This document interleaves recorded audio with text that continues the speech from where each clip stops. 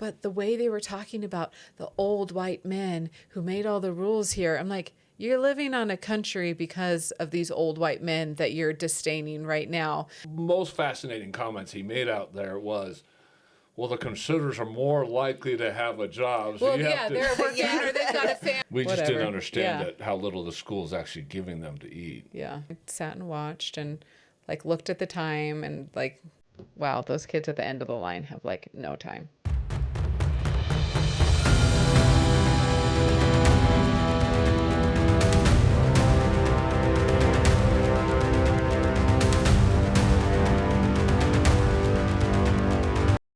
Welcome out to God and Country. I'm Uriah Kennedy, and this is Ingrid Bettridge. And we have another great guest with us this week.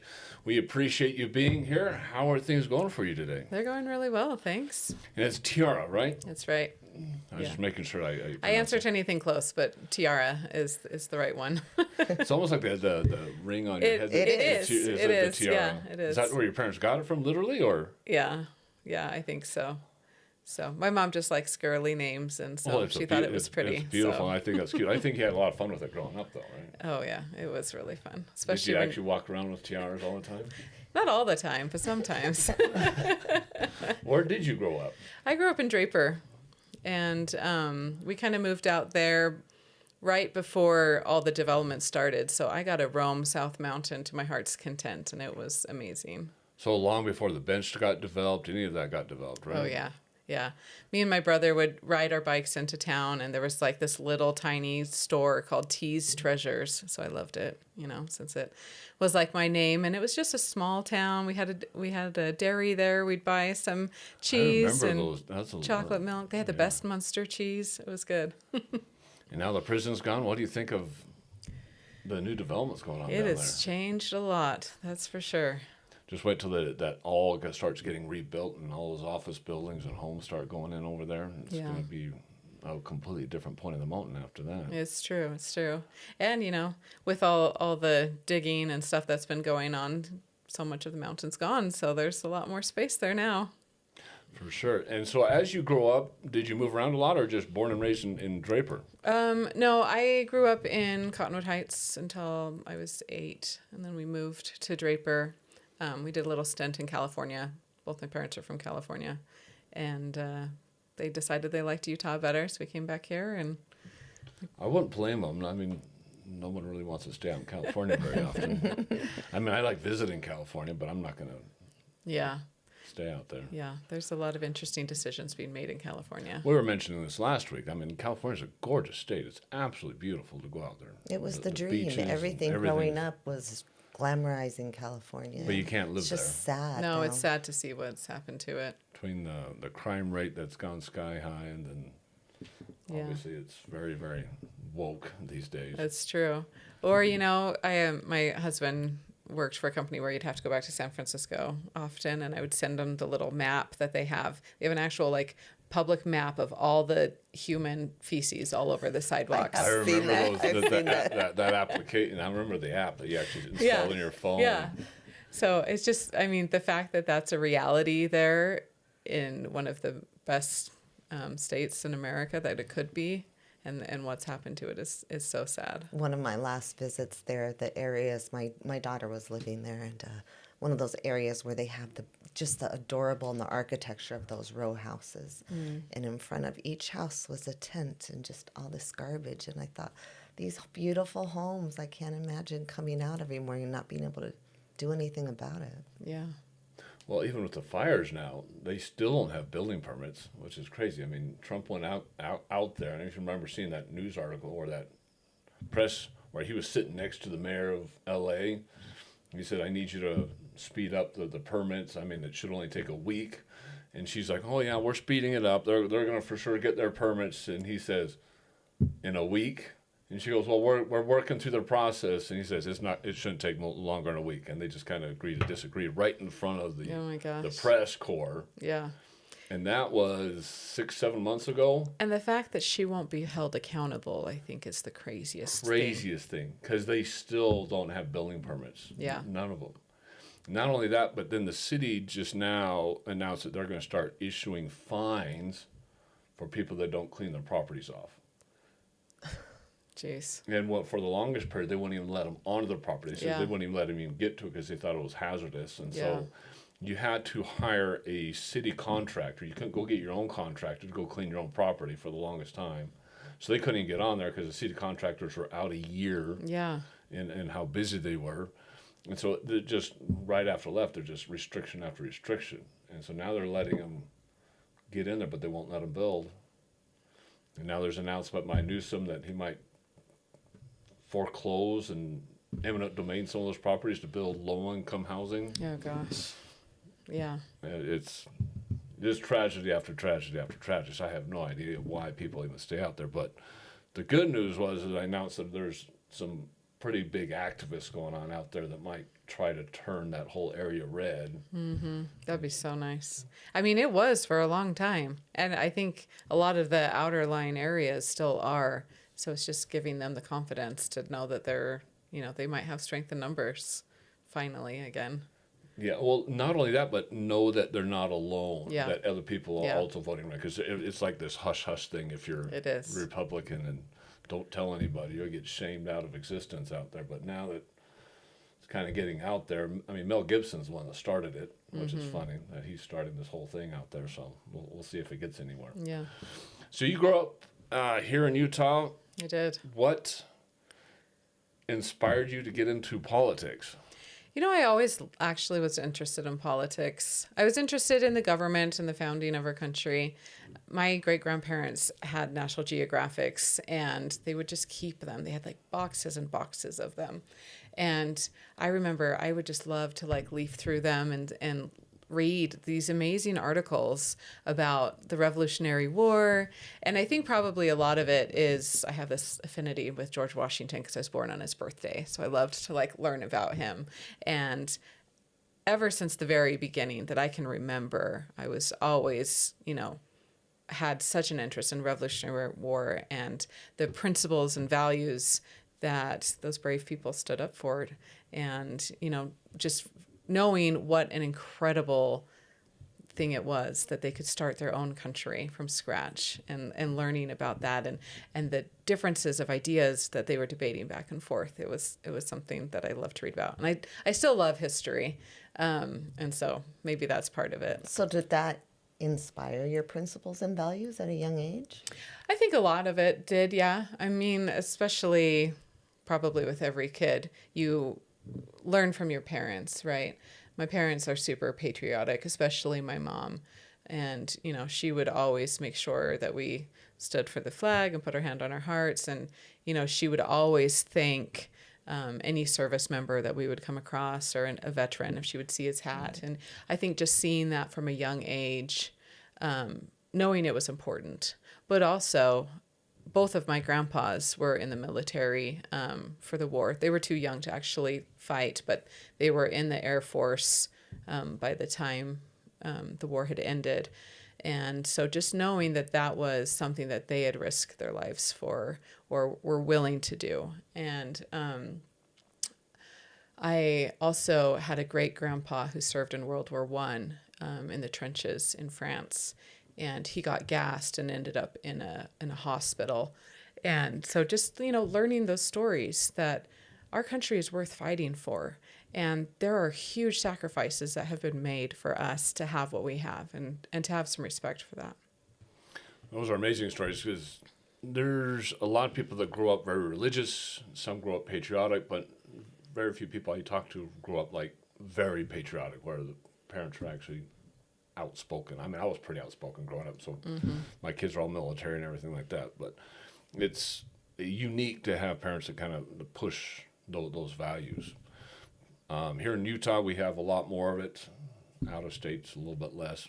And I think those previous generations that came out of World War II had a lot more patriotism coming out of World War II than, let's say, parents growing up now that are coming out of Iraq and Afghanistan pushing patriotism to their kids. It's just not there, and we're seeing that in our universities. So you kind of got instilled those values early on in life. So what were some of the morals and values that your parents instilled into you think that you are now attribute to who you are right now?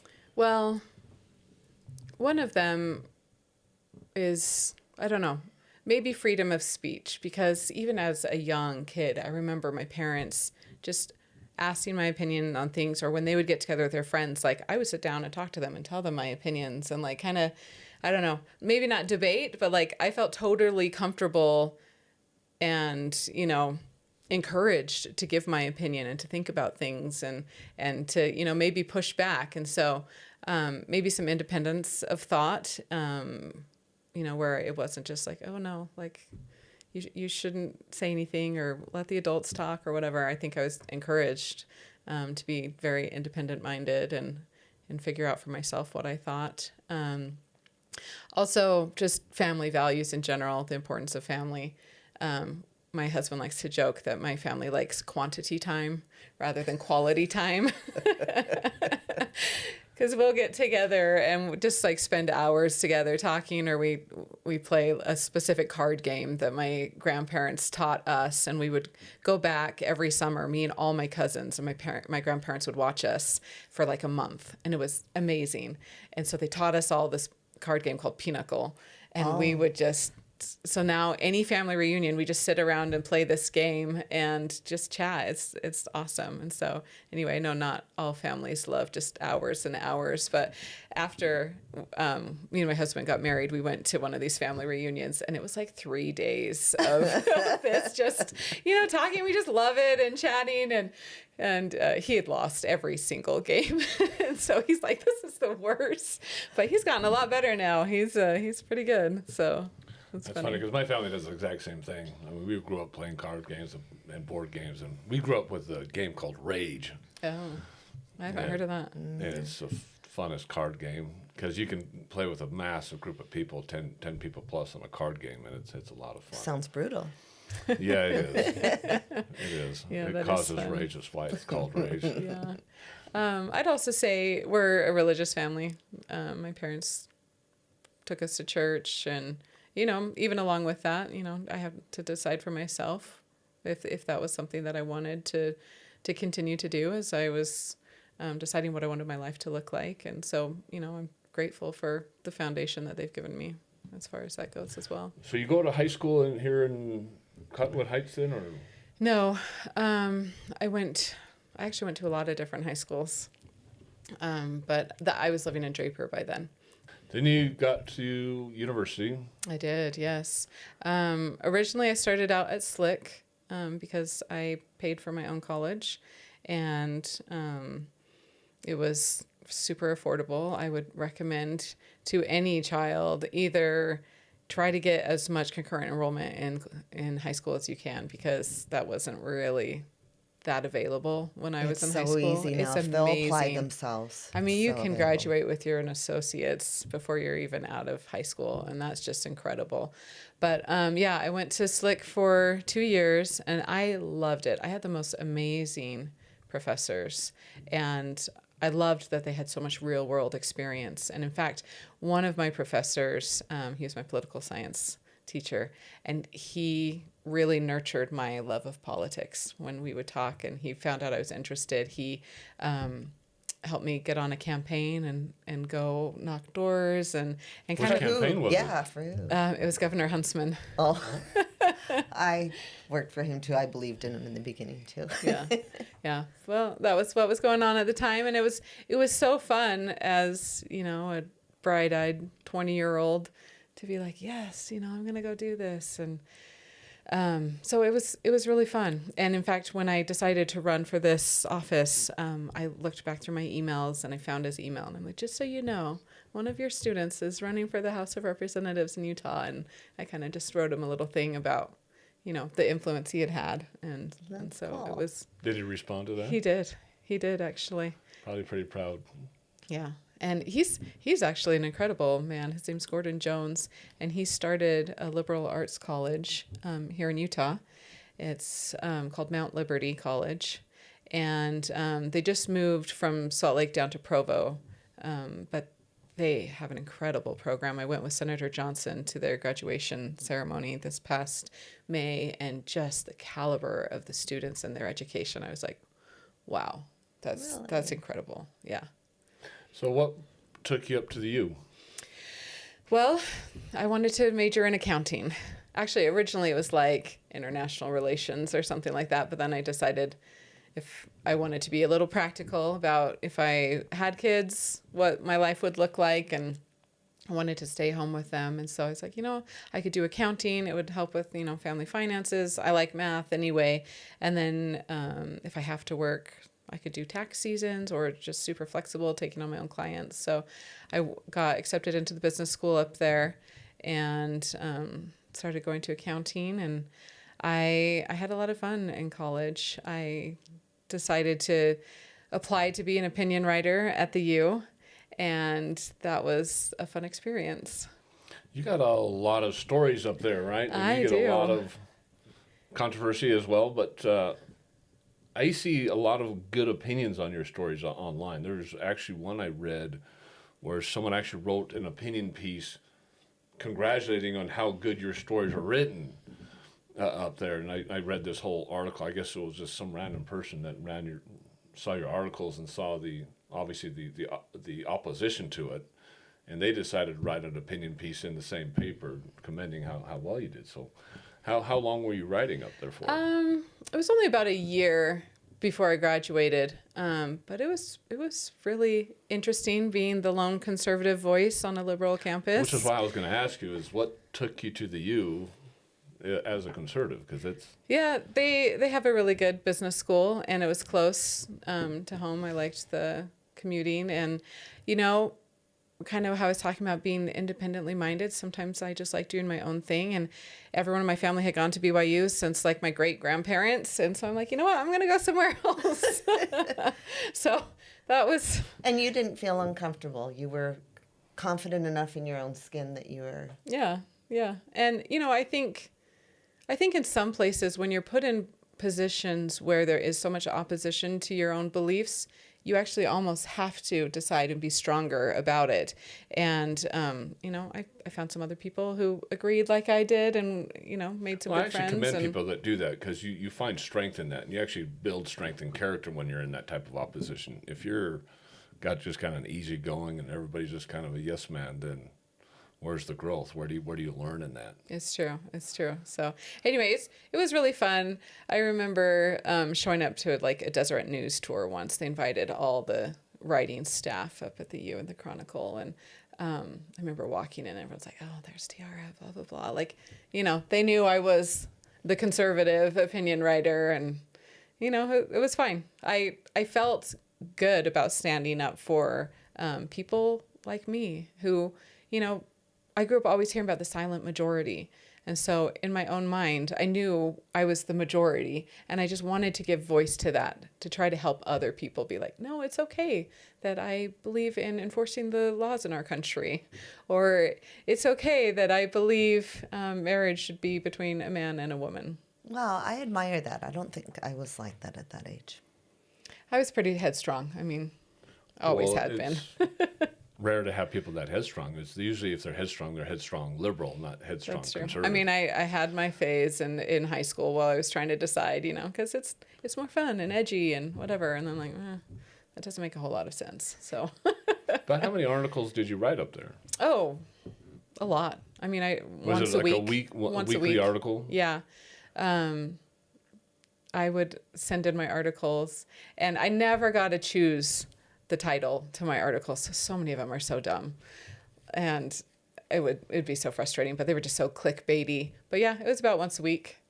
Well, they got to sell papers up there, right? So they have to make it clickbaity. Yeah, it's true. It was fun. It was a fun experience, and maybe that was kind of when stuff online started happening and you could get comments, and sometimes when I would get enough views and comments, they'd send them out to other universities, and then that would really kind of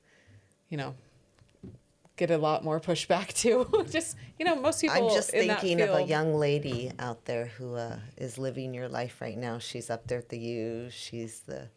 Didn't we interview her during the convention? She's up We there. did. She's up and coming. She's going to be somebody. I'm sure you know Rory. Oh, I was going to ask you if that's who that was. That's great.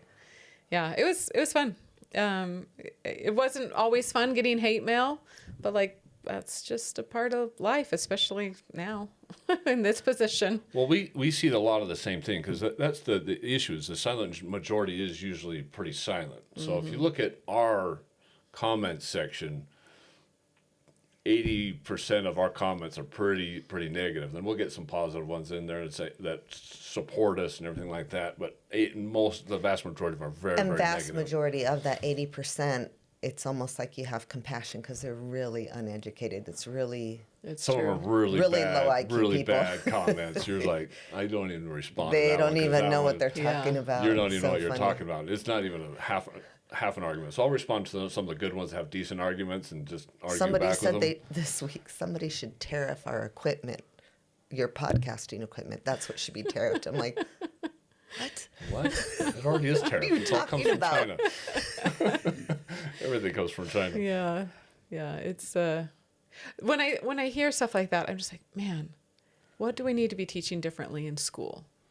I mean, when we're talking about the patriotism and how that is not instilled as much anymore, it's because there's been a huge shift in what has been being taught at school, That's what I'm saying. especially, It's- it's not just the parents, but there is a concerted effort to push the other way and look at the negatives of, things that have happened in our past or in some of our founding fathers. I don't know anyone who thinks a hero should be perfect, but like we should have heroes and look up to the good things and inspire that. We don't have to emulate everyone 100%. And so I think it's been a real disservice to see what has happened to our founding fathers, especially. Well, when the left looks at something, they want to pick it apart. And so they compare it to perfect. They compare it to, well, if you're religious, if you believe in God, this is what God believes in. And they require that you stay to that perfect standard. Because that's how they want to pick you apart, and they don't pick themselves apart because I don't have those morals and values. Right. But if you're gonna claim that you have these things, I'm gonna pull out every hypocrisy that I possibly can see. And what they fail to understand with us that are Christian is nobody's perfect. There's one perfect person, and We're all fallen and we're trying to do the fallen best we can. So the country's not perfect. Our leaders aren't perfect. Our president isn't perfect. And I think the point is that it will never be perfect. It will never be perfect. And so we're human. we are okay with a little bit of that imperfectness because we know that's reality. And so it's hard to argue with someone who doesn't recognize that same reality. And that's why we need to be a vigilant citizen, because your hero or your leaders, you need to be able to stand up and disagree with the things that you don't agree with. It's true. Well, when people stand up and start bashing Trump in front of me and they start picking all these things apart, and then I start fighting back a little bit. And it's not hard because there's a lot of facts are coming out lately that really prove our points. It's really easy to prove some of our points now. And then they say, well, what about this? What about that? I'm like, I'm not looking for perfection, buddy. I'm just looking for the best guy I can get up there. It's true. And it's completely disarmed a lot of them. Like, well, I'm not perfect. Are you perfect? I'm not looking for perfection, but I'm just looking for the best thing I can get up there. Yeah. And it really disarms a lot of them because they want to have that perfect comparison in order to pick it apart. And so within our comment section, I mean, you got an article here where they try to picking you apart the same way, saying that you're ignorant, and he really does pick you apart. That's true. And he picks the church apart too, the Church of Jesus Christ of Latter-day Saints, about us not letting blacks into the church until 1978. There's a lot of things that he calls us racist, and brings out some quotes from Brigham Young that he was racist. And I think he misquotes a lot of those things and takes a lot of them way out of context, and so I don't pay much credence to any of it. And this was clear back in 2008 too. And so this is a long time ago, according to us anyway. But how often did you get stuff like that? Oh, like every time I would do an article, I mean, not only just the comments, but I would have letters to the editor all the time. They didn't have a comment section back then, so you were probably getting quite a bit. Yeah, well, they had comments, or I'd get emails. I remember some guy in Oregon wrote me this nasty long letter, and he like put his company at the bottom of it, like, you know, it's just his signature that just automatically got put on. And, you know, he was telling me I needed to go bomb an abortion clinic because I'm, you know, so radical, and, you know, all these things. I'm like, do you understand like whose name you just put on this? Like, if I was, I don't know, into retribution, I would maybe send that back to his boss and be like, look, there's some middle-aged guy fighting with some university, you know, junior about her views. And, you know, it's great. Everyone can have their own opinions, but I think it's so funny that someone so far away decided it was worth like coming to argue with a college student about it. And so, yeah, I don't know. There was a few comments where I'm like, ooh, you know, that was pretty below the belt, but on the whole, I was just like, people are weird. And so, well, it's always you're racist, you're sexist, you're homophobic. Yeah, I mean, after a while, it's just like, that doesn't even mean anything anymore, you know? And whatever this article was had nothing to do with religion, had nothing to do with the church. Not that I would ever really even write about that. It was just political opinions. It was about Jeremiah, I can't remember even his last name now, but it was Obama's like pastor guy talking about. Was it Flynn or something?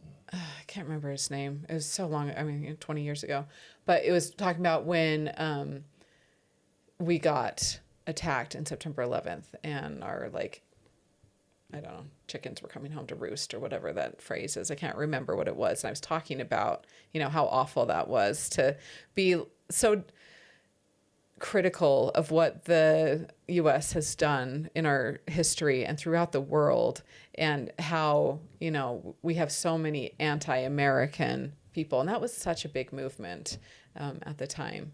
Jeremiah West. Is that his? No, it's not. No. I know who you're talking about, because, there's... Yeah. So anyway, I'm like, this isn't even apropos to what I was talking about. So, you know, well, that's you do your comment section, or you're like, where did that come from? Yeah. And I can tell there's a lot of them that are foreign too in our comment section, because the English isn't very good. Oh, interesting. I don't know if they're living in the United States or they're really foreign, but I read the paragraph long book that they've written in our comment section. I'm like, I can't understand a word you're saying, what you're trying to. Yeah. Because it's so badly written. It was like, I can't even comment on that one. Yeah, it's crazy. Moving on here. So okay. How did you get into wanting to take this position? Yeah. So I never actually thought I would get into politics. I've always been interested in it, but with my experience with just my little tiny political column at the U, I was like, man, I see the vitriol and the hatred towards politicians and their families who don't really sign up for the crap that goes on, especially more at the national level. So I'm like, I don't think I would ever like put myself through that or my family through that. And so I've always just kind of watched it from afar. And it was maybe 2018 when my kids were in school and, you know, young elementary. And I remember my daughter coming home with this history assignment about early America. And I was like, oh my gosh, is this really what they're teaching? I mean, she was, I don't know, 3rd or 4th grade. And they had this picture of all these, it was like a slave market or something, but they had hung everyone. And it was like a real picture. And I'm like, why are they showing this to 9 and 10-year-olds? And it was just crazy. And so I like went to talk to the teacher. I'm like, why? This is super graphic to be showing to little kids. I mean, it's one thing to talk about if there actually is a slave market. I mean, obviously there was, but if you're talking to them about the idea, but to like show it in their face like that, I didn't think that was right. So I started, you know, talking to the teacher, talking to the schools, and then I realized there's this thing called a community council for the school. So I decided to run for that. And, I've been on it ever since for different schools. I would do the school community councils or the district community councils. And anyway, it always felt like there weren't enough parents standing up for their children. And there's a lot of fun things that happen. And, you know, there's a lot of great stuff with schools and lots of fun activities. But I really cared about the curriculum that was being taught. And I wanted to have a say on what was coming into our schools. And so I I've done that a lot here now that I've moved to Morgan. And I just would always push back and be like, why are we doing this? Like, can't we say no? Why do we have to like let in these books into our schools? And they're like, oh, it's coming down from the state. We don't really have an opinion. And so I'd go home and complain to my husband, and he's like, yeah, well, I guess you got to go to the state, and after so many years of just every meeting coming home and just being so annoyed. And so when our representative resigned suddenly, he sent me her text that she had like sent out at 11:30 at night or something, saying she was resigning. And he's like, are you going to go for it? Just as a joke. And I was like, yeah, I am. I'm like, why not? And so I just started campaigning the next day, and the election was, 2 weeks later, and the session started a week later, and here I am. Wow. So I just... What did you do to start campaigning?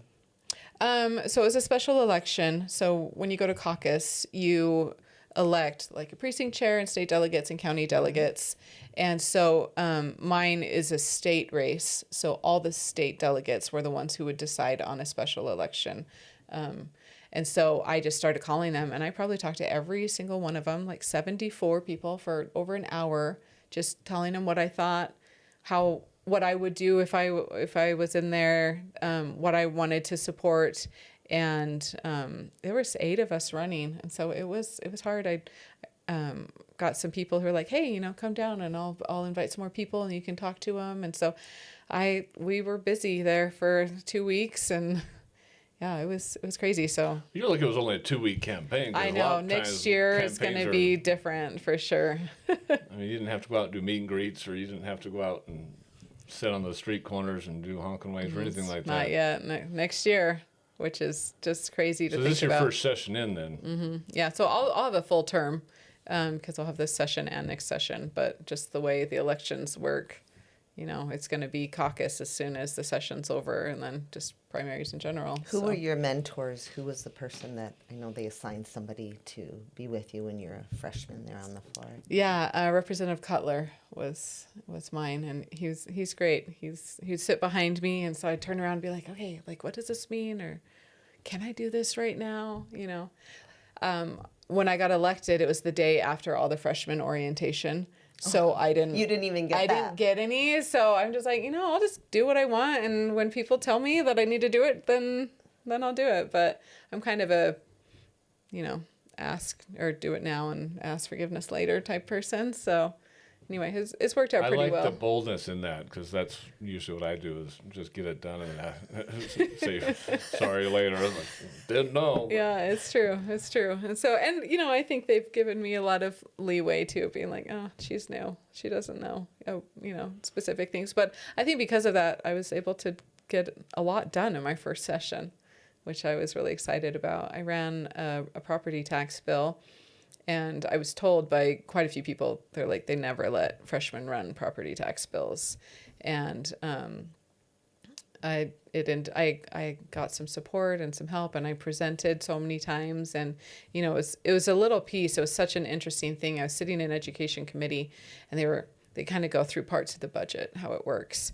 And I was like, wait, what's this over here? Like, what's happening? And it was this really... Now your accountant background's yes, kicking in, right? It's true. And so, like, all of our taxes have to go through truth in taxation. Anytime they want to raise our taxes, it goes, either through voter approval or truth in taxation, except this little thing. Every time the legislature increased the tax rate for per pupil spending, it would automatically increase this rate over here called the WPU value rate, which forced the local school districts to raise their taxes without like any recourse. They just had to do it. And so it had been put in place about 7 years ago, and it was just compounding by at least $30 million a year. And it had raised up to $200 million by this point. And it was going to be, 230 the next year. And it just keeps adding on. So the next year will be 260 and 290 and it just indefinitely. And when I started talking about it, most people are like, no, like we don't have anything like that. What are you talking about? We don't do that. And I'm like, well, here's all the math from legislative research. And so, luckily we were able to uncouple that. So it's not going to happen anymore. But it was validating to me. You know, I know there's a lot more we can do on property taxes and taxes in general, but that was something that was exciting for me. So what did your husband say when you come home and say, hey, I'm running, and it's in 2 weeks? You know, he's really supportive. I think it was so fast. We couldn't really have time to think about it. And in fact, he had just started a new job like the week before I was elected. So we were driving home from the election and we just like looked at each other and we're like, what just happened? Yeah, our whole life just changed.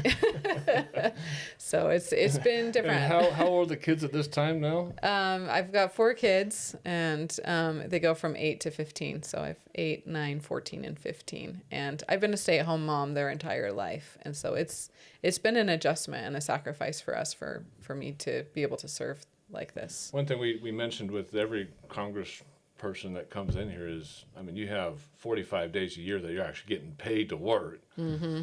And then the rest of the year, you're essentially just working for free because it's a lot of time that goes into this. It's a lot of time. Yeah, a lot more than I realized. In fact, my daughter yesterday, we're driving, she's like, do you get paid for this job? No. And I'm like, Not probably really. enough to cover my gas because my district is so big. It goes from the east side of Park City all the way up to Bear Lake. And so, you know, I'm driving hours when I go up to Rich County, or I went over to the Beulah Fire to go kind of check out what was going on in Summit. And, you know, it's a long way. So it's a lot of time.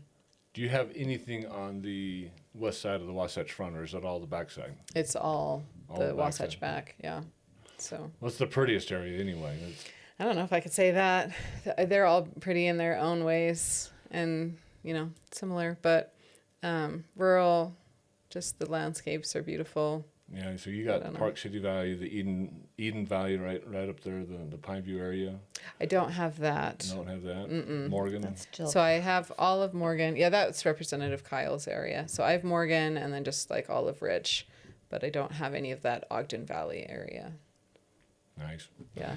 But you do go club to Bear Lake then. I do. Yeah. That's a drive. It is. Luckily, it's pretty once I get up there. You know? Is it the Logan area then, or is it outside of Logan? No, it's outside of Logan. It's just to the east of that as well. So Logan is Cache, and so just over the mountains then would be closer to. If you're looking at Utah, it's like this part like this on the top, like the center. Do you go up to Vernal then? No, Almost it Vernal. used to. It used to, but it with redistricting, they took out Duchesne and Daggett, but it used to have Duchesne and Daggett too. That would have been quite the drive. It would have been, yeah. So, yeah, now I just have Rich, Morgan, except for one precinct, and then half of Summit. What kind of bills, is that the only bill you went through, or what kind of legislation have you been working on? Yeah, Are you working teamed up with anybody else? Or? Not really. I did do a rural schools funding bill, and I'm in a rural area, and there's a lot of disparity between schools facilities in rural areas compared to suburban and urban schools. And so I did like an athletic funding bill that would help with some of the facilities for schools where they can apply for a grant. A mom had brought this information from Summit, and they had like tree roots growing through their track, and 30-year-old wrestling mats that are supposed to be replaced like every 5 to 7 years, just out of hygiene. And so they didn't have the money. They don't have the tax base to be able to raise money the same as you do in other areas. And so this would give schools the ability to take advantage of this. And so I did work on that. Did that go through? I did. You did good, because they need that. I've seen some of their equipment. They definitely need that, especially the football teams and stuff. Yeah. So I did that, and then I had another bill that died on the very last night on the Senate board. It was like number 12 down, and it was to do with assisted care facilities. the saddest story. A constituent had told me there was a veteran in Summit County, and he was looking for a place to go for care. And he ended up deciding on this one facility, and he moved in. And 2 weeks later, he got a notice that they had just, they were going to be closing down, and he had to leave. And they knew that entire time that they were closing their business. So the fact that they were still out soliciting for clients to come in and kind of boost their rates, I just thought was not ethical. And so I wanted to put some protections in place where they would have to, notice the residents further out. And then also if they're going to shut down, they can't accept any new clients. So anyway, I'm going to be running that again this year because it went through committee. It passed the House and the Senate, and then passed the House chamber. So just is that pretty rampant? I've heard many stories about it, same type of things. And, these people are some of our most vulnerable in society. And if there's something we can do to give them a little bit more help, I think that's the least that we can do. Yeah, definitely. I wholeheartedly support anybody that's going to help our veterans out. Yeah. Because, veterans is a soft place in my heart. And there's already way too little being done for them. It's true. Particularly on the national level. I think state level, I think we're a little bit better, but we spend so much money on illegal immigrants and on foreign countries, and a fraction, not even a fraction of that goes to our veterans. I agree. I think that's one of the travesties of our culture right now is how we don't take care of our veterans. I like watching kind of what goes on in England a lot, and in Great Britain in general, and they have amazing support for their veterans and respect. And, I love all their kind of pomp and circumstance and how they celebrate them and appreciate them. And so I wish that we did that more. I really loved the Army parade that Trump did this year, just highlighting all the different areas and units and, the birthday of our Army. It was really cool to see, but I wish we had more of that respect. We need more of that. Yeah. We've had several guests on here. Heath Silcox, Tammy Flake, others that we discuss veterans with. Even with Burgess Owens, we discuss veterans. But the suicide rate is between 19 and 21 a day. It is so sad. It's just way too high. And the vast majority of that could get solved with just some simple funding. Get them in some programs where they feel some camaraderie, feel like they're not alone, help them get a job. Just simple things like that. Yeah. It's actually really interesting. I didn't realize it, but they said that the population of vets in the homeless community is actually really high. And I wouldn't have thought that was true. But we went and did a tour of the Salt Lake County Jail, and they said that they actually have quite a few vets in there as well. And as they're trying to match them with different programs, they said only something like 10 to 15% have actually gotten benefits through the VA. Like the process was really difficult to just try to get a hold of anyone. And so they are actually bringing in the VA to try to work with them to get the benefits that, they're entitled to.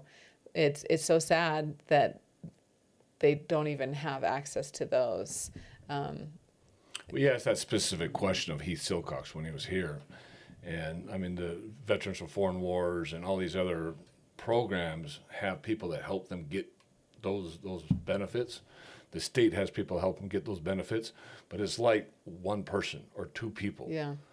They just don't have the manpower. For some reason, both the federal and state governments haven't put the manpower in just getting them in. Mm-hmm. They said once they're in, they usually get very well taken care of. But he said there's a huge backlog in just getting them into the VA because there's just no one there processing the paperwork. Yeah, it's crazy. We interviewed a Christy Doubt at convention, and she had said that she was having a really hard time getting benefits for her husband. Yeah.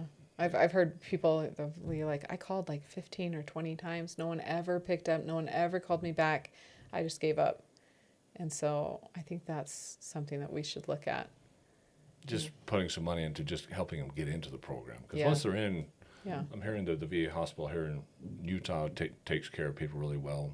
Yeah. Unlike other VA hospitals around the country, they're just inundated with how many people they have going into there. But the biggest problem is just getting them in the first place. Well, and I know that's something that President Trump has supported ever since his first term is, making sure our vets are taken care of. But you're right, it's getting them into the program where they can access that. Yeah, just not enough manpower there. One of the things you are working on, I found extraordinarily interesting because I had no idea that it was this bad. One of the things you're working on is helping our kids have more time to eat their lunches. And so in this article, it goes through and explains that obviously they have to get out of their classrooms, get into a lunch line. They have that check-in process, and then they go from the check-in process to the actual food line. Then once they get to the food line, they actually get down and sit down. Most schools are giving them 30 minutes, maybe, to get through that entire process. Ours is 15 minutes here. And by the time they get sit down, they've got 5 minutes sometimes to shovel food. Mm-hmm. Yeah, it's true. I mean, with high school and junior high, they will have longer times. But yeah, this started, I remember I packed my kids' lunch every single day for years. But I remember when my oldest was in first grade, she would come home crying all the time about how starving she was. And I'm like, what are you talking about? Like, I packed you a good lunch. And she's like, no, I didn't eat it. I'm like, well, if you didn't eat your lunch, it's your own fault. You're hungry. And then it would come out that she didn't have time. And I'm like, what are you talking about? You don't have time. She's like, they're telling me I need to move because the next class is coming in. And, she's just a very obedient rule follower type kid. I probably would have been like, I'm not done with my lunch yet. I'm going to sit here and eat it. But, not many first graders are going to kind of push back against an adult like that. And so, yeah, they had a 15-minute lunch where by the time they got through the line and were sitting down, they would have 5 or 6 minutes. And, of course, there's some sort of talking going on with friends at some point, but they would just try to shovel as much food into their mouths as quick as they could, because then they're like, okay, the fourth graders are coming in, you got to move, like, hurry it up. And so this has been something that has been in every single one of my kids' schools. I've gone and talked to principals about it. I've heard from other moms across the state that this is happening everywhere. And I looked up USBE's policy, and they have a child wellness policy where their model policy is for children to have 20 minutes in the seat to eat their food, because that's how long it takes to chew your food and your hunger hormones to get reset. And, the American Academy of Pediatrics, that's what they recommend. Although, I don't always agree with everything they say, but this is a huge problem. If you think about adults, the mandated breaks that we get throughout the day and for lunch, why are our kids not given the same thing? Well, and you need to wash your hands before, then you generally have to go to the bathroom it's after. I remember we were time. taken through lines to wash before we were taken in lines to the cafeteria. Yeah. I remember lunch being long. Ours was long enough that we could eat and talk and enjoy ourselves and then still go out and have recess. But yeah, something has been condensing not only our lunchtime, but our recess times as well. And one other thing with this article and that I'm wanting to address is having recess first, because, you have the part of kids don't have time, but then also there's a lot of kids who want to rush out and go just enjoy themselves. They've been cooped up all day. But if they can go to recess first, get out all their energy, they'll actually be hungrier when they come through the line.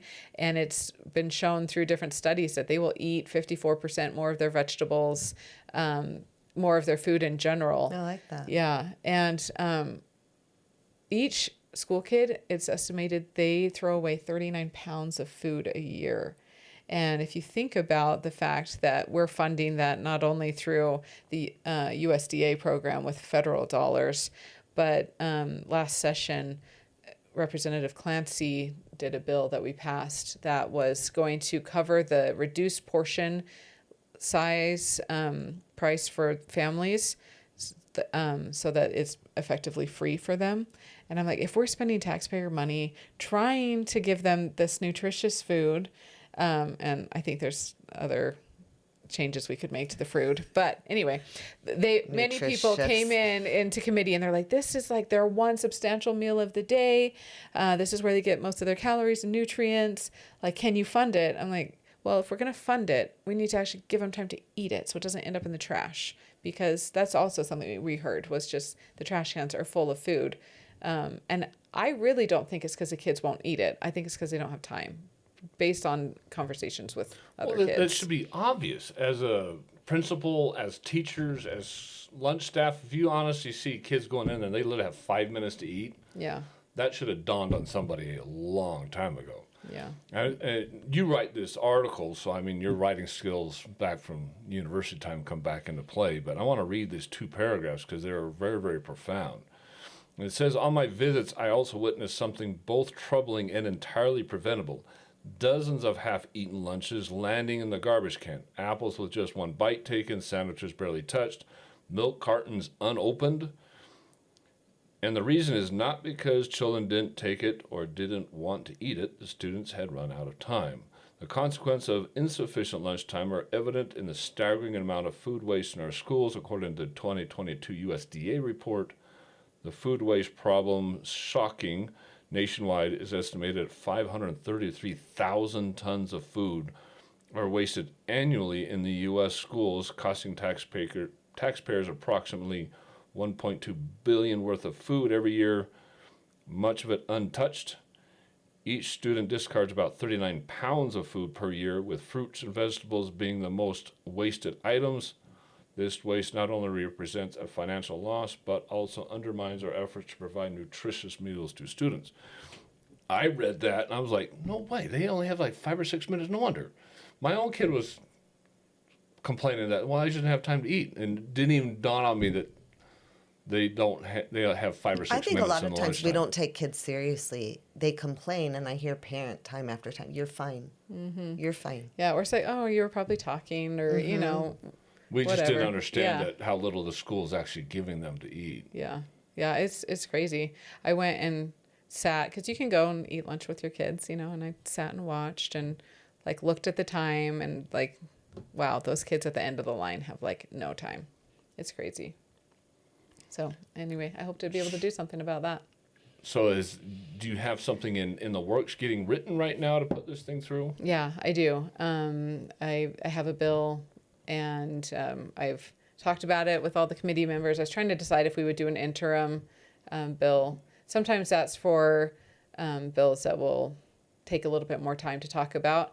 And one of the pushbacks for this is just, you know, it's going to be a pain for the schools to redo their schedules. But once it's done, it's going to be done. But it's, you know, working with the schools, getting them on board. They're going to have to redo the schedules because once parents find out about this, they're all going to be like, what? Yeah. You're starving my kid, Yeah. essentially? Well, isn't that the time, during that time, the teacher's also eating? Mm-hmm. So don't they need enough time to relax? And teachers don't have to wait in the line, though. They just go to their desk and they eat. It's true. But yeah, it's crazy. So I don't think it's going to be as controversial as, you know, maybe some other bills. But it will take some work and some, I don't know, effort to convince. But I've been talking to, you know, different superintendents and our state superintendent, and I'm like, if this is already the model policy for USBE, why don't we just enforce it?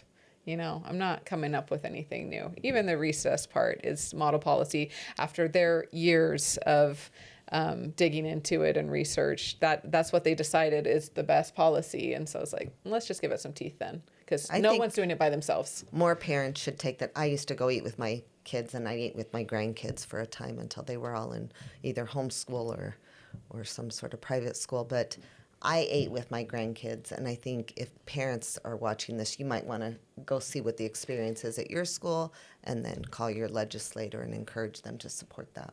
Yeah. Well, you're right, because the kids at the front of the line are probably doing fairly well eating their food, but the kids at the back of the line, what are they going to have, like 3-4 minutes at best? Yeah, it's crazy. Because you got... And they should be able to 150 visit and converse during that time. It's a social time. They've been having to sit still and be quiet for, you know, hours. We don't sit there in silence and just like shovel food in our mouths for lunch, you know? I remember when my son, and now he's 38, when he would tell me, I'm trying to impress me that he was eating his fruits and vegetables. I traded the brownies or whatever, because he's not really into chocolate, for all these apples, and I had this pile of apples, and they made me throw them all out. And I'm like, no, they didn't. They absolutely did. Yeah. They told him he couldn't have them. He had to throw them in the garbage. And I'm like, well, let me go get them. It's crazy, the rules about that. That's something else I want to address. There's something called sharing tables, and it was if kids weren't going to eat a specific item or they didn't like it, they could go and put it in a sharing table, and then kids who wanted it could go and take them. And it was something that schools had before COVID, and then with COVID they stopped them. But part of Clancy's bill was to bring back that again, but it hasn't really been being brought back by some school districts. And so, yeah, you probably can't have a half-eaten apple and give it to someone else. Right. But if it's totally untouched, you know, there's some things that they should be able to be able to eat. And so, I don't know. Some of those rules don't make a lot of sense when you've got kids who are hungry and want to eat. Well, and at a time when I was a single mom, I'm thinking, I could sure use that handful of apples at my house. Yeah, it's true. Well, there's also a lot of kids that are kind of in the middle between they're not poor enough to get onto government-supplied lunch programs, but they're not wealthy enough where the parents can afford to pay the lunch fee every single day. And so they're trying to bring in home lunches, and sometimes that doesn't go over so well. Table like that where they could just grab something to supplement what they're doing would be great. It's true. I mean, it's already been bought and gone through the line, and the school won't take it back to reuse. And so why throw it away if someone else can use it? Would love to eat it. That's an excellent idea. So part of a lot of the things you're working on or mentioning is the budget, money. Yes. You shared a website with us that I found was vastly fascinating, called Fiscal Rules. Never been on this website until you sent it over to us. But essentially it goes through where you can pick your state and find out where they're spending or how much money they're spending as far as the tax dollars. It's true. Yeah, it's really fun. So here in Utah, eye-opening. you can see that from 1992 to 2002, we've gone from essentially $5 billion up to just above $14 billion. Yeah. And so this chart shows spending, but because we have balanced budgets, that is our tax money. That sharp line is the extra COVID money that helped with spending, also with our other tax line dollars. from 2021 to 2022 is that federal COVID money then? Yes, it is.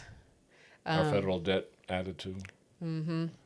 But it's shocking to see the change, and well, you look at Utah. We grow.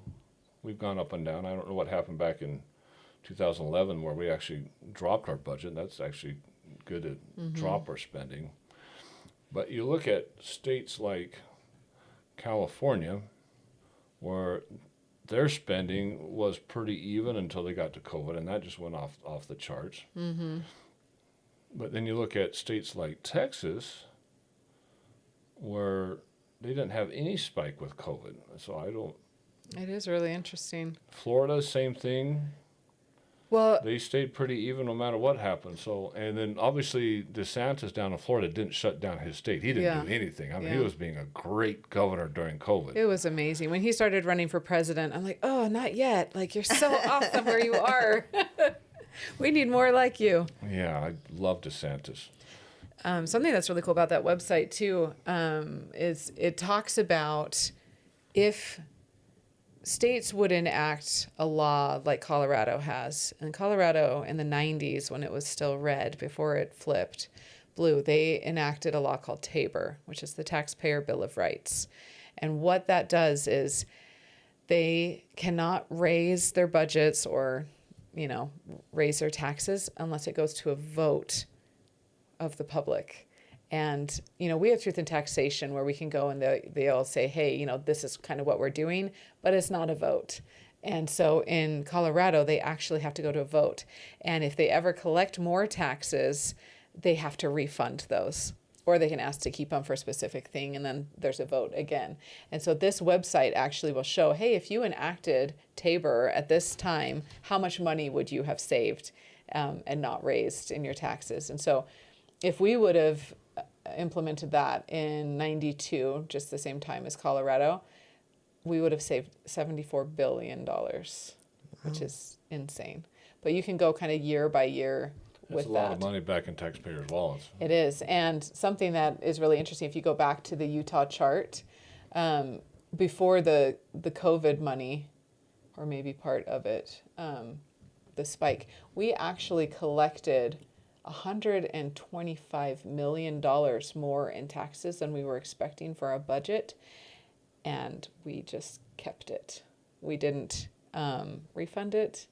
It just got put into the general fund. And if things like that happen, I think it should go back to the voters, the people who are paying for it, who, that's not what they agreed to. So that was eye-opening to me. We had a couple interesting things that happened with our taxes starting about 2018. They actually froze our rate that our properties are valued on, our tax rate. Usually when house prices and values go up, the rate goes down, because you just have to bring in the same amount of money. So if you're taxing at a certain rate and all of a sudden house prices go up, you're collecting way more than you expected. And so that rate should have floated down. But the legislature voted to freeze that rate for 5 years from 2018 to 2023. And we all know what happened with our house prices. And that's why our property taxes are out of control. Because as soon as they collect that extra bit for that year, that's the new baseline for next year. And so every year it would just bring in more and more and more. And so that finally came off in 23, but the damage is done, because now we're pegged way up here on our budgets, whereas before it was down here, and they should have stayed down there with the rate floating down. So it's... Well, that doesn't seem exactly fair now, does it? No, it doesn't. It doesn't seem right. And that's probably a massive burden on already strained housing market, particularly with our interest rates as high as they are right now, and the Fed not willing to drop those at all, which Trump got mad about that and was threatening to fire the guy. But yeah, I mean, it's billions of dollars that's brought in now because. So what's the state doing with all that extra money? Just a lot of it goes to education. There's always the line that we don't do enough for education, but we've put in $2 billion just in a few years from what we were at. Which is, when we were at $4 to $5 billion, now all of a sudden you raise it by $2 billion. That's a huge difference in the funding for the schools, and yet we still hear that our schools aren't funded enough. Well, like Ingrid was saying last week, some of that money's not making it down to the teachers and to the kids. It's getting stuck in unions. It's getting stuck in districts. I recently saw a chart just like that showed how much everybody's getting paid. And you see teachers like this, and you see administration like this. I think when people hear, hey, we need to pay the schools more, our teachers aren't paid enough. Well, like you said, that money is not getting down to them. It's getting stuck at the top. But every year, if you don't vote for a tax increase, you hate teachers. And you hate children. Yes, you hate children. Yeah, we got a lot of that with that bill this year, of how much we hated kids. And it's like, no, actually, we're the ones fighting for kids here. You're fighting for yourselves.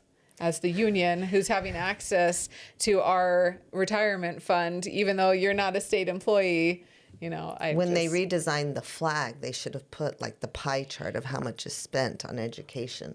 That should have been the seal. That's true. I mean, it's really interesting. People always love to talk about how we're one of the lowest for per pupil spending in the country. And, part of that, I'm like, hey, if you look at our results, we're still getting really good results. The second is we have so many kids that are just economies of scale are different. So yes, if you're looking at per pupil spending, that might be different. But per the portion of our budget of tax money we bring in, we are number 2. We're way, way up there as far as how much money of our budget we are putting into schools. Who's spending more money than we are? Who's number 1? I actually don't remember that, but I know, I mean, spending, that's the part, like we're 48 out of 50 on spending, but as far as like the highest amount, I can't remember. I can't remember which it was. I could look it up, but. Well, how do we fix that to where the money gets down to the teachers? I mean, the legislature's actually going to have to allocate that money and say, no, this is where it's going to have to be spent, and decide from the top and dictate, no, the teacher's salary's got to go up by such and such amount, such and such percentage has got to be 80-90% of this money's got to go directly to students. Yeah, it is interesting. That's going to have to be put in the bill. Something that is a little unique is our schools are funded so much by local property tax, and that local property tax is collected by our local school boards who have the say on how they spend things. There's not as much from the state dictating in local areas. You know, we always like to say local control. And so, you know, that might be interesting. And there was a bill last year that got vetoed, but what it would do is it would have all the school districts send all their money into the state, and then we would allocate it back out. And maybe that's something to look at. I don't know. I don't know if that would work, because you'd have a lot of kickback on sending the money back up to the state. But if the state sent down rules that of the percentage you collect, this much has to go to teachers, this much You can't raise administrative wages without No. it being a balance. Yeah. And we're losing so many good teachers into administration just because if they are higher paying paycheck. jobs. But they would rather, there's many who's like, I would love to teach, but I can make double that in administration. And so it's like, who can blame them? But why are we continually, you know, making more districts? I mean, if you look at the amount of administration employees to actual teachers, the difference has been, you know, it feels like almost a parody now, but you know, it's just. Well, it sounds like the U.S. government, where we get more and more bloated, and no one's cutting it back until Trump got in office and finally decided to cut the government back. Yeah. Now everybody's complaining they're cutting back administration. Yeah, it's so funny. Everyone's like, "Oh, our taxes are so high. You need to do something about it." But then at the same time, anytime you want to cut, it's like, no, that's someone's sacred cow. Like, there's going to be sacrifices if you want lower taxes. That's just the way it's going to be. And so it's, you know, these are big conversations, and to try to get some sort of consensus is going to be, you know, I think something that we can do, but it's going to take a lot of work. And, you know, we can't just have every single individual group arguing about their little slice of the pie. And that's what always happens. And then it comes to a standstill. But particularly when it comes to unions, because unions like fighting for their little piece of the pie. It's true. And, you know, the thing that stuck out to me the most was you have these unions that have collective bargaining rights, which means that whatever... Which we got rid of. We did, but then it got vetoed. So we're going to be addressing that again. But the collective bargaining, for those who don't know what that means, is the union will go and make a deal. They're like the middlemen between the schools and the government. And they will make a deal that has to apply to every single teacher, whether or not those teachers are in the union. And I also found out that less than 30% of teachers actually join the union. So here we have this powerful union collectively bargaining for 70% of our teachers who don't even want to be part of that union. And they would rather have a say and be able to negotiate directly. And we actually do have some schools that will negotiate directly and don't go through the unions. And they're great. There's not any complaints from the teachers that they don't feel like they're being treated fairly. I think we need to get the middlemen out who are just, you know, making use of some extra taxpayer money. Well, I think unions were good for a long time, where they really kind of helped the employee. Yeah. And now they're kind of got way too much power, and they've gone the other direction, to where now they're the problem. Yeah. And, you know, something I've heard about too is they weren't fighting for the lower down of the totem pole teachers. They were fighting for administration, which goes back to this whole administration and pay and all of that. So it's something that we're going to have to, you know, revisit, I think. Just put a rule together and says, okay, of a budget, you got these percentages that have to be applied to this much, and you're going to have to knock administration down to a very, very small percentage of the overall budget. Yeah. I think that's really interesting. We were talking earlier about some of the changes in higher education, and one of the ways that these schools are trying to find to reallocate their budgets is by looking at their administration, and do they have too many up there that they don't really need? Can they consolidate jobs? And that's something that these maybe you just need colleges to are put a addressing. mandate down there and says, okay, you need to cut 10% of your administrative staff to the school districts and say, figure it out. Yeah, it's hard because there's some school districts that are, I think, well run, and there's others that aren't. And so, to do a blank statement like that could be hard to the ones who are already, trying to be aware of their budgets. But I think there needs to be something that we look at. Well, part of that was this bill that we discussed this bill with Heidi Baldry last week, and on the mandate that you guys, the legislature, essentially gave to the larger universities that they had to cut 10%. And it's going through well. They told the universities, like, we don't care where you cut it, but you're cutting it. But the idea behind it was the universities would actually go through and find those programs that are completely unnecessary, programs that are not getting the support they need, and start cutting those programs and pull back that budget. Essentially giving the universities an excuse to make the legislature the bad guy, and them saying, look, I've been told to do this, so your program's getting cut. So it gives them plausible deniability, I guess, that any responsible entity needs can to be take a cut. look at their budget over time and cut where the waste is. You do in your own home. I don't understand. Kind of Well, an it's because it's your own internal money. doze, right? Yeah, it's your own money in your own home. But when the schools can just come and ask for money year after year, and it's state funded, there's no always accountability. 'cause there really it's- isn't. But it's I think it's been a really good thing. I've seen the schools proposals of how they want to cut different things and reallocate, and I think that they've been really thoughtful and good about what they've been doing. So you voted against it in committee, but voted for it on the floor. What changed as you got better understanding of the bill during that process? Yeah. Originally, because the schools have so much say over what they're going to cut, and a lot of it was, hey, let's look at what degrees are going to get you a good job out of school, which I agree with. We shouldn't be having people with degrees and paying thousands and thousands of dollars for something that they can't even go and get a job that won't pay back the expense of it. But some of the things I was worried about was the liberal arts being taken away, languages and, philosophy and other things. And so I wanted to have some time to go through and talk to the bill sponsor and really talk to her about some of these concerns. Are we looking at certain programs? Are we looking at everything across the board? How are we going to protect the arts? Because we have a lot of dual immersion language programs in Utah.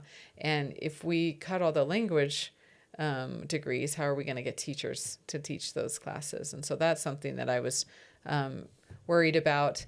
But something that they've decided to come up with was at least make one of those languages available at every school. So, you might have one or two people trying to get a degree at one school in a language, but you might have 15 over here at this other. And so it's like, maybe combine them and have this school be that language program. And that does make sense. So I wanted to make sure that there was a mechanism in place so we could protect some of these liberal arts. Because if you think about what college originally was, it was based off of this broad understanding of the liberal arts and Western civilization. And actually, Senator Johnson has done a lot of great stuff talking about this. But I wanted to make sure that we were protecting this foundation of thought and critical thinking, and not really just focusing on, okay, let's just make you guys pegs in a wheel where you just come in and you learn this thing and you get out and get a job. But, let's expand what you're learning about and your view, and let's talk about civics, and let's talk about the government. And I just wanted to make sure that was protected. So by the time it had made it to the floor, I felt comfortable to vote for it. And I think it's been a really good bill. I think it's done incredibly well for the universities, and because it gave them excuses to cut back, but a lot of the woke programs that they're trying to fund that didn't have the massive support they needed, they ended up just kind of biting their own tongues and just saying, well, Yeah, we're going to have to cut back some of those programs, which it's true. made them a little bit less liberal up there. Yeah, I mean that it's been great for that to just be like, you know, there's no funding or there's no future with a degree with this. So like we're going to focus on outcomes. We want you to be successful. You're coming here spending tens of thousands of dollars. Let's make sure that you are going to be successful once you leave here. And let's admit, I mean, 20-year-olds and 21-year-olds don't always make the best decisions at that age. And It's true. Cutting out some of those unnecessary stuff is probably best for them. Yeah. As well. I mean, it's actually pretty unfair to offer degrees to people and have them think like that there's a future that they can do with that degree. And so, especially when they're just getting out of high school and they Yeah. really don't know any better yet. They haven't been out in the real world. They don't know what making a paycheck is yet. yeah. Yeah, it's true. So it's been great. And, you know, I think the schools originally were like, oh, we don't want to do this. But they've all come back and been like, this has actually been really good for us. Well, let's go on to the fun part, which is discussing current events and what's going on nowadays. I'm sure the public wants to hear that. So we're going to discuss some things that are going on in today's world and just banter back and forth. We pulled up some fun articles and what's happening just within the last few days. One of the best ones is what's going on with ICE and detentions and border security and deportation. Misinformation. Well, let's go out to California to Newsom. I love it. And his press conference, because I think it's funny. Because he makes a certain accusation that certain ICE agents were staged out inside of one of his campaigns. And he says, well, this was done on purpose. And I was like, probably, but that's funny. Yeah. So let's see what he has to say here. What's wrong with you? People working. Go arrest criminals. So Border Patrol agents carry out an immigration enforcement operation yesterday in L.A. It happened right outside a rally held by Governor Gavin Newsom. At least one person was arrested. After it took place, Democrats had plenty to say. And joining us now is Greg Bovino from the U.S. Border Patrol, who is El Centro Sector Chief. It's great to have you here. Let me play for you from Governor Newsom, who was very frustrated about the timing of all this. Watch.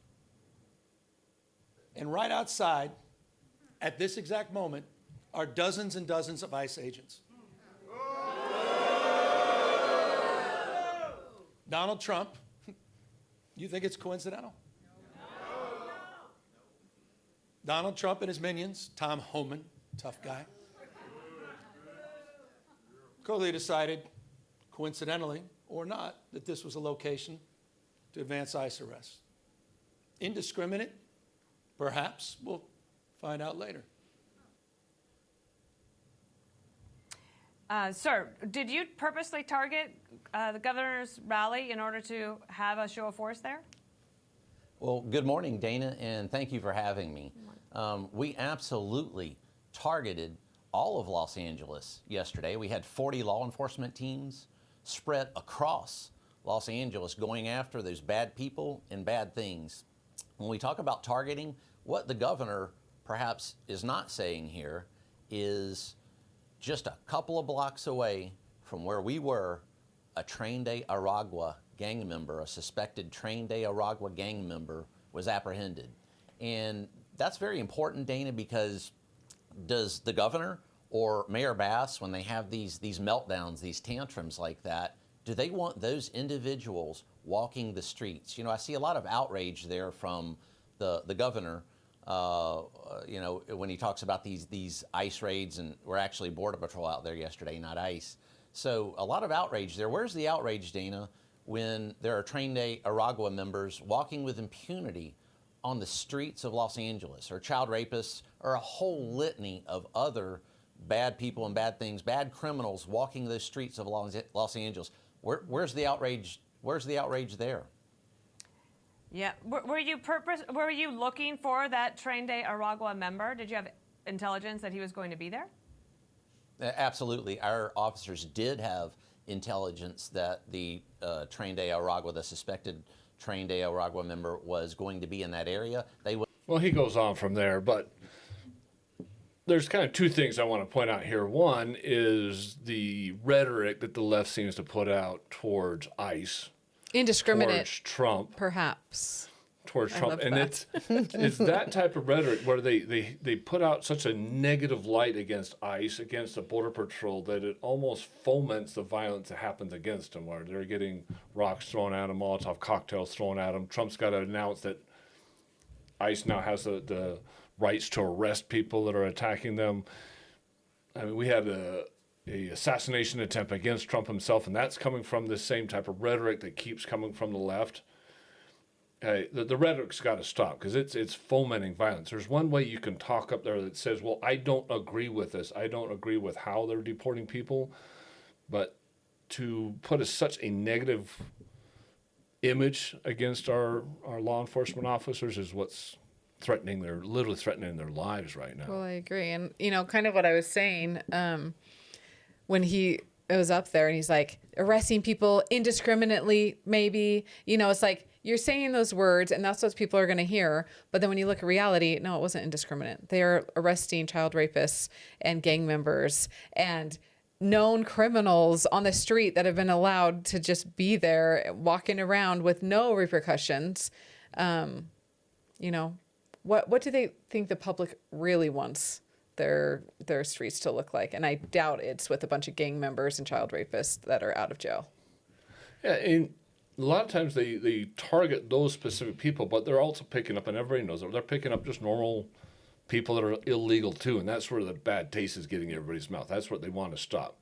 I mean, the left, and we've said this in many podcasts, the left specifically wants the illegals here so they can figure out a path to citizenship for them, figure out how to get them into their voter registries, and get them voting. In a worst case scenario, they want to at least count their body for the upcoming census, right? The census, right? So there's reasons why they want the illegals here, and it's so they can stay in power. Well, I mean, how many congressional seats did the Democrats get by counting the illegal immigrants in our country in the 2020 census? Which is why Trump's wanting to redo the census now and not even wait till 2030, which isn't going to happen, or 2030. I don't see him pushing that through. That's not going to happen. But it's just shocking that I remember in 2020 there was some pushback, like, why are we counting illegals? Oh, we just want to know who's in our country. We're not going to do anything about it, etc. If we wanted to know who was in our country, we'd document them as they cross the border. Yeah. But then now we know, it's because it swings congressional seats and access in the House. So I don't know. I was at his event and I saw increased law enforcement out there. I would feel safer as an individual.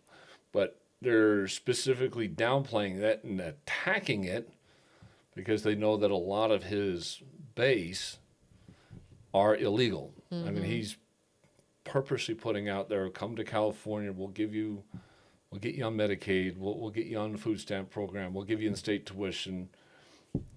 California is a sanctuary state, and they're advertising out there to bring all the illegals to their state specifically, which is why Trump is specifically targeting their state and other sanctuary cities like Washington, D.C. right now.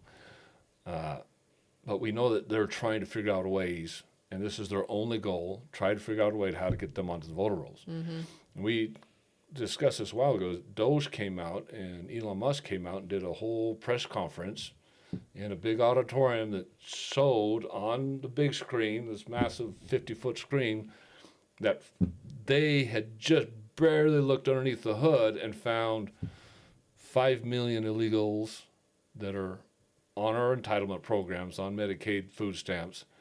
And then they checked them against our voter rolls and found the vast majority of them were on our voter rolls, and not only on the voter rolls, but they had voted. Oh, jeez. And he said, and he put it up on the screen and said, and proved it, because he didn't want to just throw something else out there and just people think that, no, that's just rhetoric. That's not true. He put it up on the big screen and showed the media, everybody at large, no, there it is. It's right there. And then I even have people in our comment section There's like 4 or 5 people in our comment section. Oh, illegals can't vote. Illegals can't get on Medicare, Medicaid. This is crap. You guys are just pumping lies out there. I'm like, no, they're getting on there. We've been told they can't, but they do, and they are. I know firsthand experience because, I mean, my wife's Latin. I grew up. I'm around the Latin community a lot, and there's people that I know that are illegal, friends that are on Medicaid or on food stamps, they're on WIC. Using other people's social security numbers. I know people out there that are selling social security numbers are actually consultants helping illegals get onto Medicaid and food stamp programs and teaching them how to do it so they can get onto those programs. So it's a thing. It is. So they can't tell me it's not. They can't tell me people are not on those programs. But if I was Newsom there, why do you not want ICE there? Are you afraid that some of your crowd is illegal? Do you think that you're going to have Well, it wasn't less- even ICE, it was Border Patrol, so he just gets all his facts wrong anyway. And then you had the crowd there yelling, these are people that are trying to go to work. Yeah, you're afraid you're going to lose some of your audience there? And Yeah. it's not going to be a good image for you if half of your audience or a portion of your audience all of a sudden gets arrested right outside of your... Yeah. Or, if you're out there and you're advertising, hey, come to our state, we're going to do all this stuff, you're letting the federal government know that is where they should be targeting. So you can't be surprised when they show up and you're advocating for all these people to be, there. So He doesn't I care just think about it's any funny. of them. No, All they he cares don't. about is his own image. Yeah. So he just doesn't want the image of ICE outside of his event, possibly arresting a lot of his event goers and having that spread all over the news that outside a Newsome event, there was 20 people arrested. Luckily for him, there was only 1 arrested Yeah. outside of his event, Yeah. but I'm sure ICE was looking for more than that. yeah, I don't know. I love it.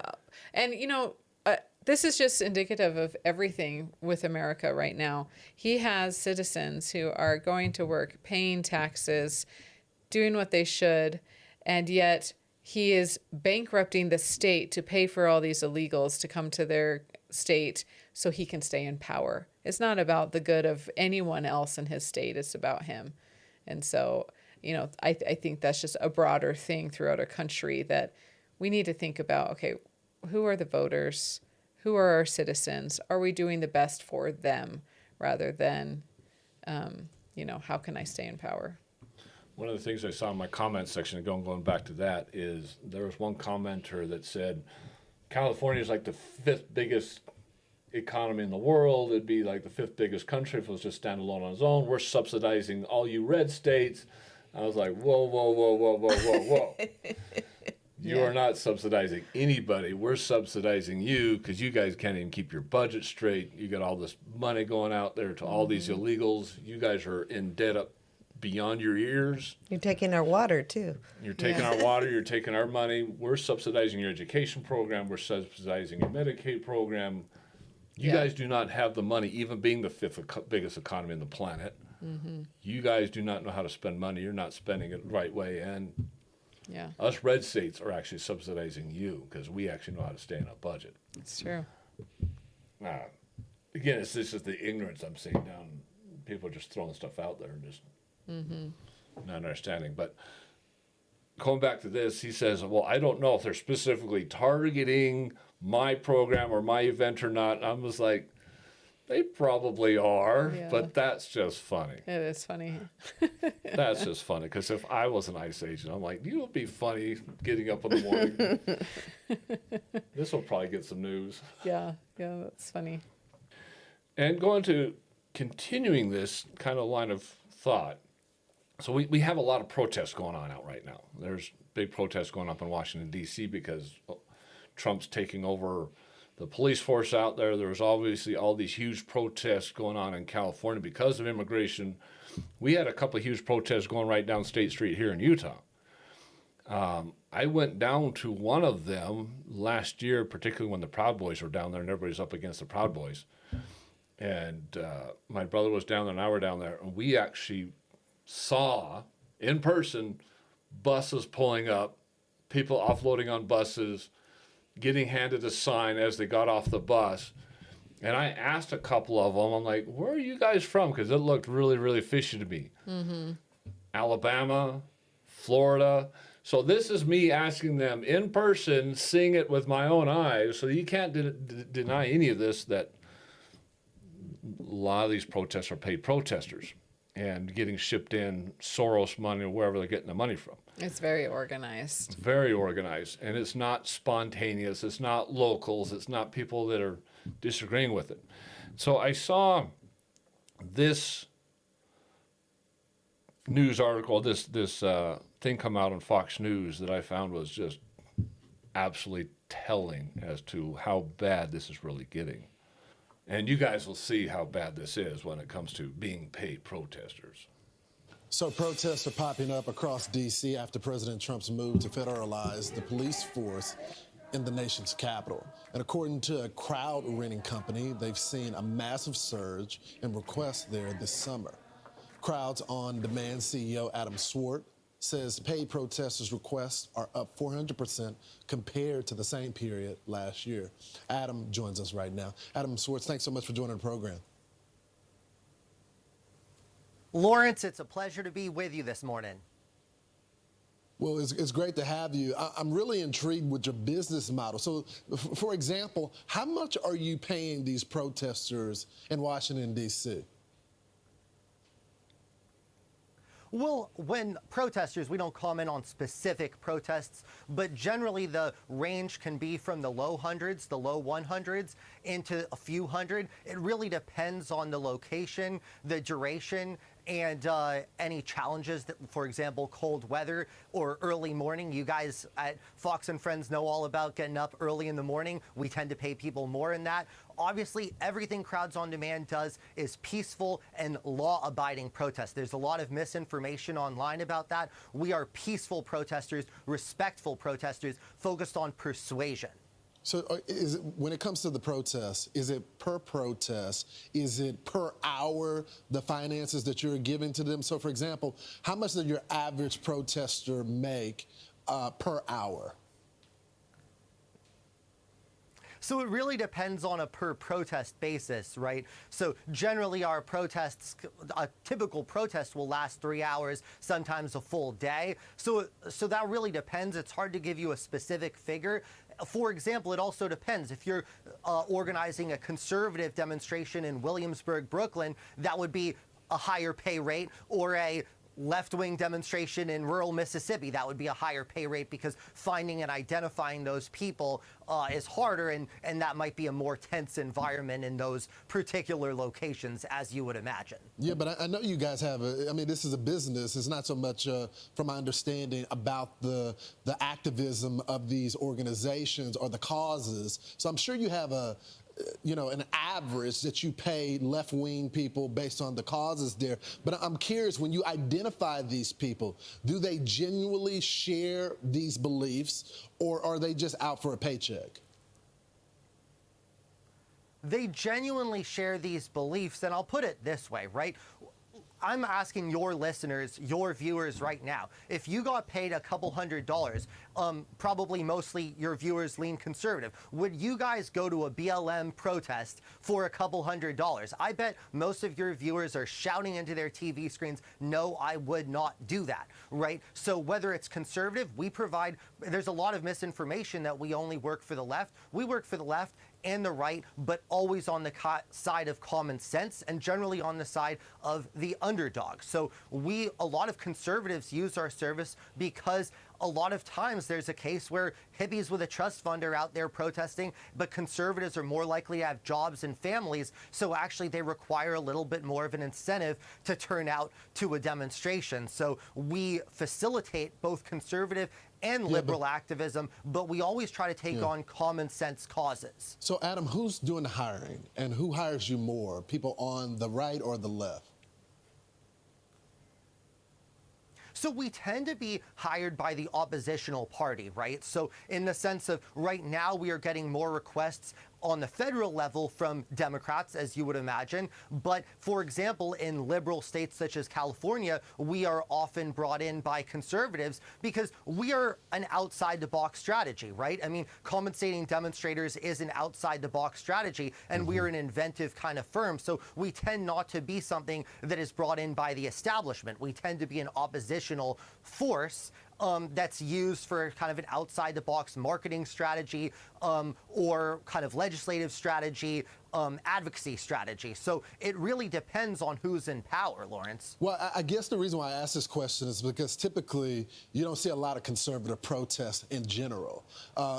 It just typically is more of the left wing. They always found a way to be the opposition. So what specific organizations are requesting your services? And the reason why I asked you that is the crime problem is a Washington, D.C. area problem. If you're bringing people from other states, do you worry that you're not giving the public an accurate account of what the locals view on the matter?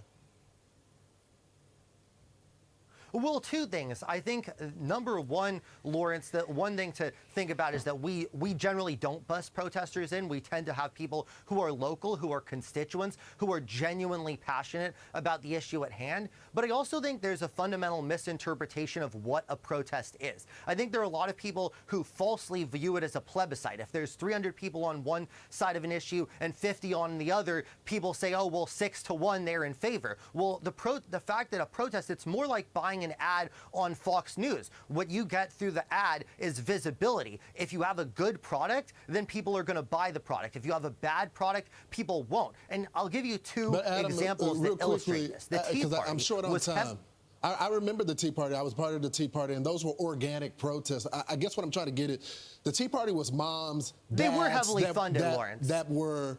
Yeah, they were heavily funded. But the people protesting were not paid to protest there. So what I'm asking you is there liberal campaigns paying for the liberal nonprofits? Like, who is cutting the check? Well, the fact is that both conservative and liberal groups pay for demonstrations because it's a good way to advocate for your cause. And that's a really important thing because what you do is conserve as a catalyst. So I'm sorry, I've asked the question like 3 times, so I'm trying to get specific of who. I understand liberals but that encompasses so much. What organizations, what candidates are footing the bill?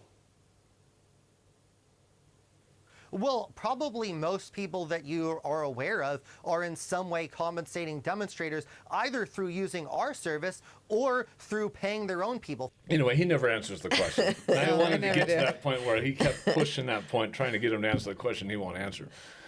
But there's a couple really good points that he makes in there. First off, was he's trying to paint a picture that both the left and the right pay conservatives and then pay these protesters. And then he comes out, well, there's not really any conservative protests out there, so who's really forking up the bill? Because we know what it is. It's he's not doing anything on the right. He's not doing anything on the conservative side. It's all paid protesters on the left. So vast majority of California, definitely the riots here in Utah, for sure the riots in Washington, D.C. right now are vast majority of it's paid protesters. And most people don't know that, and they think it's really the local population that's rising up in arms and saying, no, we're against this, which validates what then the politicians go out and say, when none of it is real. It is all fake. It's all a lie.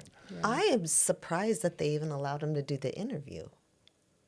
Like, do you think he's fired the next day? He's the CEO. He's the CEO. He's the owner. What is he thinking? I would love to know why he's in London, and are they foreign, and if so, that's an even bigger point of who's funding what's going on in our country. Was that Big Ben behind him? It was, yeah, and the London Eye. But I think he had a really good point that he's like, yeah, if you're gonna go fund a bunch of liberals in Alabama, you're not gonna find anyone. It's like, well, that means that Alabama doesn't want any of those things. So but you're obviously busing them in. Yeah, because Atlanta had a lot of protests too. Yeah, it does. And the thing that's really interesting to me is when we look at a few of the, Pew Research or Gallup polls that come out, the trust in news and in government organizations is at an all-time low. It's like 30% of people trust the government, and maybe even less the media. In fact, they had to combine, do you mostly believe or somewhat believe the media to even get on the graph, it looked like, compared to the vast majority of 18 to 49-year-olds who are like, I'm getting my news somewhere else because I don't believe what is being shown. And as someone in politics and in the government trying to make decisions, one of the ways we do that is by constituents reaching out to us and holding meetings. What do you feel about this? But when you have protests going on that you can't trust whether or not they are real constituents of your area, how do you know what to support or not? It completely baffles me, because now you can't look at a protest and say, is that really the locals that are upset about that, or is that paid? And my assumption is it's all paid. Yeah. It's all paid. They're getting several $100s a day to get out in their protests. I saw it myself here in Salt Lake. Mm-hmm. You know that there's not that many people getting out there and doing that. And one of the most fascinating comments he made out there was, well, the conservatives are more likely to have a job. So well, you have to... they're working or they've got a family, they're supporting their lives. Yeah, and that goes back to the silent majority. Like, we just expect certain things to be that way. And when they are, we take it for granted, right? But there's always the other side that's protesting what the status quo is. But it's the same thing with the comments. They're not going to go out of their way to support the status quo because they just expect that's how it's supposed to be. And so that's why I think so many times we don't see protests and rallies. And also we just are we want to live our lives. Leave us alone. We'll leave you alone. But it's not so much like that anymore. He outed the left on that. Yeah. I thought that was the best comment on the whole thing. Well, the right are more likely to have a job and a family. I'm like... It was funny. Well, Just last night, I was making a comment that, why do they always have the rallies up at the Capitol, the good one, like a pro-life rally or celebrating the... Well, they always have in the middle of the workday. 12 o'clock, we're going to be up at the Capitol. I'm like... I never get to go to any of those because I have to work. But so can I get his number so I can get somebody to go in my stead? Maybe a group of people. Yeah, or pay you to go, right? Yeah, right. It's just, Theresa May came and spoke at an event a few months ago, and she was talking about the lack of trust in our government institutions and how dangerous that is. And how, once we lose that, that's really the crumbling of so much. And so, how do we take accountability, but also be accountable to our real voters from our states? I mean, all of our states are different for a reason. So we shouldn't be busing in people from a different state into our states to try to sway our laws. And that's actually something that happens a lot with our bills because of the way our sessions are set up. They're so short and they're at the beginning of the year that a lot of outside organizations will come and sue here to litigate in Utah what they want around the rest of the country. And they're not even Utah organizations and citizens. Well, they know that if they can get it started in one of the reddest states out there, that it will have a massive trickle-down effect. And we just can't have legislators are falling for that and recognizing it for what it is, that it's not real, it's not local. The protests are not real, they're not local. I mean, we had a lot of people walking out there when ICE started making all their arrests, and there was that thing that went across the whole country about everybody protesting against ICE, and we had that massive group of people walking down State Street all carrying the Mexican flag, just like they were doing out in California. And I know for a fact that the vast majority of them were bussed in. And, it's but you can see it's the same crowds hired for different things because they're waving one flag one week and then another flag the next week. But yeah, I mean, when you see something so organized, when they're all matching, they all have the same signs, they have all these things, it's well, it's the same people too. You can't believe it. I was watching a couple of things off of this clip where people were making comments and I think it was on Instagram or something like that, where I was watching part of this clip because I saw the clip on the news, and then I started picking up a few of them on Instagram, and I started seeing this little clip of there's 4 or 5 women. They started taking little snippets of them, and they saw them in the BLM riot, and then in Washington State. Yeah. And all of a sudden, the same women were in the front lines in Chicago, and all of a sudden, the same women were in Washington, D.C. Yeah, I've seen that. And they're just going around. It's the same women, same protesters, always with the same kind of signs, and they're just That's their job. They're paid protesters. They're just traveling from protest to protest. And I think it does a disservice to people who actually want to get out there and advocate, because people won't believe them. At a certain point, we'll be like, oh yeah, there's the mobs again. Like, we're not going to listen to them. But like, what happens when it's real? You know, one of our founding values is that we have the freedom to, you know, assemble and protest and, you know, ask for redress of the government. But when it's paid organizations doing this, where's that going to lead? Yeah, when you look at back the very, very first protest out there, it was violent. I mean, it was throwing tea into the harbor. Yeah. The very, very first one. And we're not being violent, and conservatives really don't get out there and protest anymore like that anymore. We just know that the best way to handle things is with our elected leaders. We get out and voice our opinions when we vote, and we just know a lot of these protests just don't go anywhere. Mm-hmm. And you can sit down with a picket sign all you want, but very seldom does it sway the public opinion, because people are already pretty opinion, and even less is it going to sway any of our legislators. And so, and like you were just saying, most of us have jobs and we can't go out to them anyway. So. But I think they are swaying the youth. I was just going to say that's where they get their information from, true. Social media. And if they see a video and it looks organic to them, they think they want to be popular and they want to fit the popular opinion. And that's what the more outspoken celebrities and like you were saying, the youth like the edgy. They like that kind of stuff. Let's get out there and protest. Yeah. I mean, our youth today have it so easy compared to past generations. I mean, I did too. The blessings that we've been given living in this country are incredible. But because of that, so few of them have a purpose. And it's nice to have a cause to believe in, you know, and so I can see how so many of them just get kind of funneled into all of this. And you really, not until you get married, not until you start having kids and you have to pay your own bills, do you be like, oh, this is what, you know, why all of these things are in place and why people have voted this way. And so, you know, I think the left is really good in capturing the kids young. And so it's an uphill battle trying to win them back.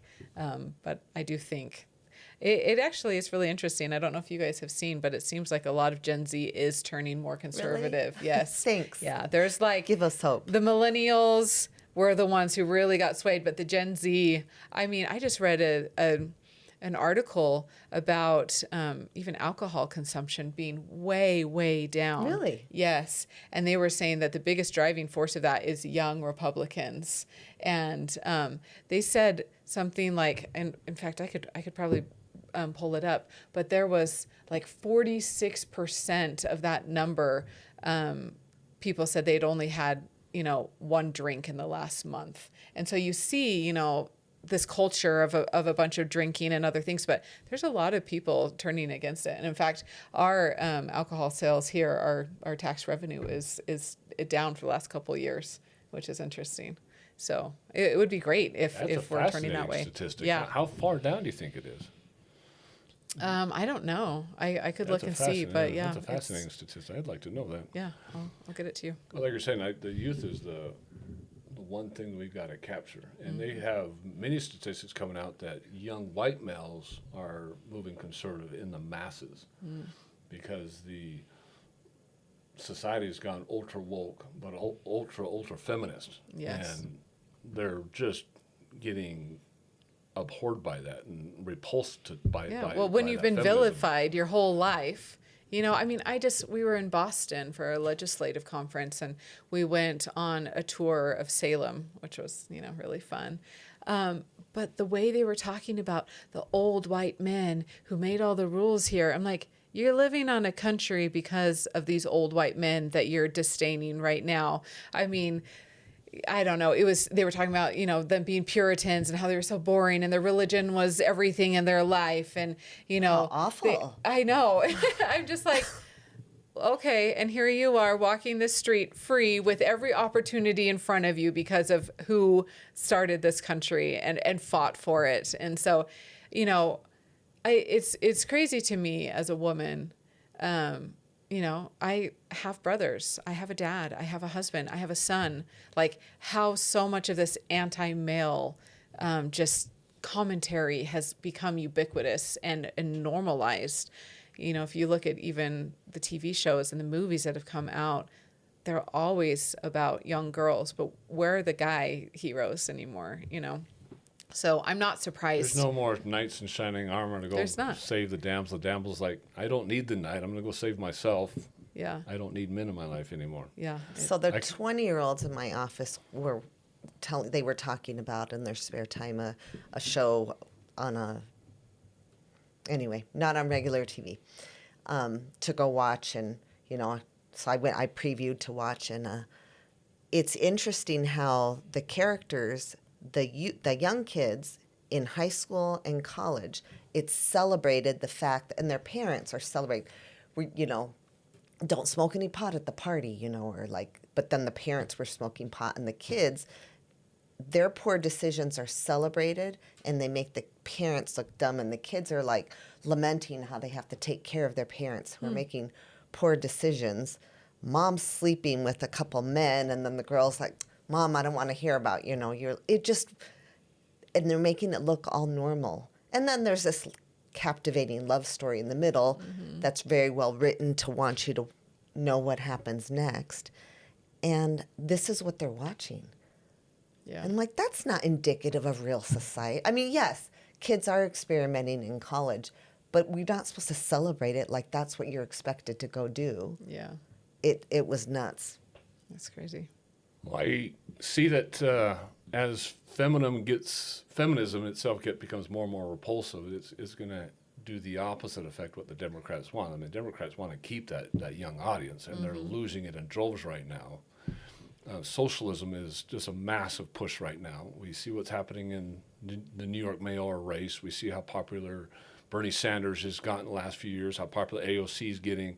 And there's this huge push for socialism. Again, going back to my comments section, I post a lot of videos on socialism. I'm getting inundated with what I can tell is young people saying, no, that's the answer. We should be going more socialist. We should be having answers like Norway or Sweden or Denmark or these other countries. I mean, that's the way we should be going. Aren't we already socialist?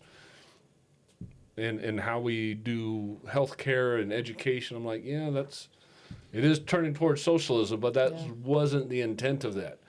I mean, anytime you have anything remotely close to socialism, and that's just straight up evil, because that puts more control in the government's hands, takes more power away from the people, and that's not how this country was established. And we were established to dramatically limit the powers of the government. And for some reason, the youth are not only getting won over with this commentary and TV and all this other kind of stuff, but they're literally getting won over with socialism and looking at that. Yeah, and something I think is really interesting that I noticed during the election was that they were always saying Trump was a threat to democracy. Do you remember that?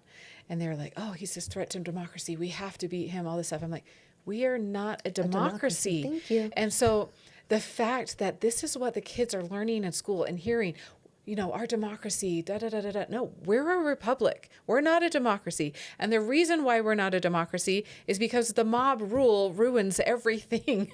And you need this space of representational government. And so I think one of the biggest things we could do, and there's been a push. In fact, we had a representative who passed a bill, Doug Wilton, about adding another half credit of civics education into our schools. But I think we need to have our teachers go through every form of government that our founding fathers looked at what they wanted to keep and what they didn't want to keep and why. Because so many people graduate out of high school and have no idea how our government works.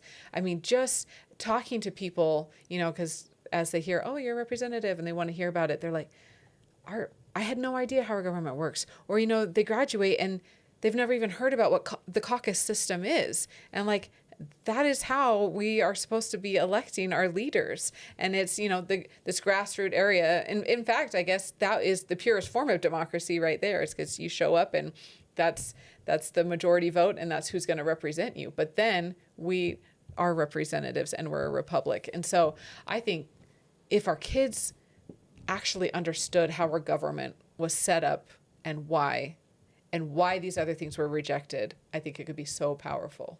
And the history of other countries, why democracy never works, because Yes. it never remains democracy. Yes. It's not sustainable. Generation after generation, from the 70s till now, there's always that rising generation always comes out and says, well, they didn't run socialism right. We'll do it better. Yeah. It's not going to work. Every generation has the same pitfall and the same excuse. Yeah, your parents said that and they said that socialism is the answer. All it is a mechanism to give more power to the elite, take more power from those who are And subservient. have no middle class. Have no middle class, and all of a sudden you have a one-party state and Yeah. complete control by the No government. religion. Yeah. And it's crazy. You learn, we spend so much time on the Holocaust and World War II, but we never hear about the, over 5 times the amount of people who were killed during communism in the USSR and everything that happened there. I mean, of course, the Holocaust was reprehensible, and the amount of people died is an insane amount. That's 6 million people, More. Russia did over 30 million people. And China's the same way. China is the same way. And there's not the same kind of pushback and understanding. I think we're so myopic on just like a few subjects we teach. And the fact that we call it social science now instead of history is just also a sticking point with me. I'm like, I want them to learn history, not social science, because then they do get into all these other things. It's like, no, let's get a basis first of what we should be social studying. science allows them to bring opinion into it. Yeah. Whereas history is just history. I like to do, family history work. I love history. And I was looking through these old directories for the businesses and the names of people. And in the front of every single one was the entire Constitution. They would print it every year. And, hardly anyone could really tell you what's in the Constitution anymore. We know a few things. We hear about the Bill of Rights, but we don't study those things in school. And I think that is why we have found ourselves where we are today. Well, going back to rhetoric, so you get all these leftists that get up there and say what Trump's doing is unconstitutional. Him taking power is unconstitutional. And since no one's read it, they believe that it's unconstitutional, that he's this dictator, that he's trampling the Constitution underneath his feet. He's going completely against it. And it's all false. It's all a lie. He's adhering to the Constitution, not going against it. But since they've never read it, don't know what's on it, all they believe is it's not constitutional, so it must not be. Yeah. I don't know which against which amendment it was or what it is. But the left, anytime they don't agree with something, they just throw that word out there. It's racist, homophobic, sexist, or it's unconstitutional. And then... And if they say it enough, people start to believe Everybody it. believes it. It's like the separation of church and state thing. Everyone thinks that is actually in our Constitution somewhere. And when you push them on it, oh, I don't know, but it's there and all this stuff. It's like, no, actually it's not. And here's the backstory. But somehow that's become something that everyone's like, that's in our Constitution. Separation of church and state. It's like, that's not what that means. Yeah, and that's Charlie not where Kirk that is was. famous for that because he gets onto the universities and starts talking to them about that. And he says, love okay, where does it say democracy in any of the paperwork, the Federalist paperwork, anywhere? Where does it say democracy? And they're like, well, it says in those paperwork. No, it doesn't. Yeah. It doesn't say it anywhere. Separation of church and state is another one that he does. Yeah. Where does it say that? It's true. And what did that separation of church and state mean when it was discussed? Not Right. what you think it means now. And even along with that, when they try to say all the founding fathers were so racist and they all held slaves, when you actually look at how many actually did, it was a tiny amount. And the original rough draft of the Declaration of Independence is really interesting. When they talk about all men are created equal, down a couple paragraphs, the very first grievance was about slavery, and they were talking about the slaves, and they capitalized men. And nowhere else in the Constitution, in the Declaration of Independence, was anything capitalized. It was all, cursive. But they did that to show that when they were talking about all men are created equal, that's what they were talking about. And so, it was the first draft, and that's not what they ended up adopting. But the fact that was something that they were advocating for, even back then, Well, there's several of the senators that were full on advocating to yeah. abolish slavery right Yeah. out the onset. And they tried to put it into the original Constitution. I mean, there's actual journals and paperwork saying that they tried to get that into the original Constitution, but they couldn't get all 13 colonies Yeah. to Well, pass it. where were we as a society worldwide at that time in slavery? And then who was the entire world? And who practiced was the slavery. first one to finally get it to that The first point? civilization. Yeah. Was us. Yeah. Which and is they the don't other know that. indoctrination fact, is everybody thinks that the United States created slavery. I'm like, no, the entire world practiced slavery at the time. Throughout history, Yeah. that is how society was set up, was with slaves. And so the very first society to ever stop that are these English people, not only from Great Britain, but the ones who came across to the colonies. I mean, we weren't Americans yet then, right? So we still had the English form of government.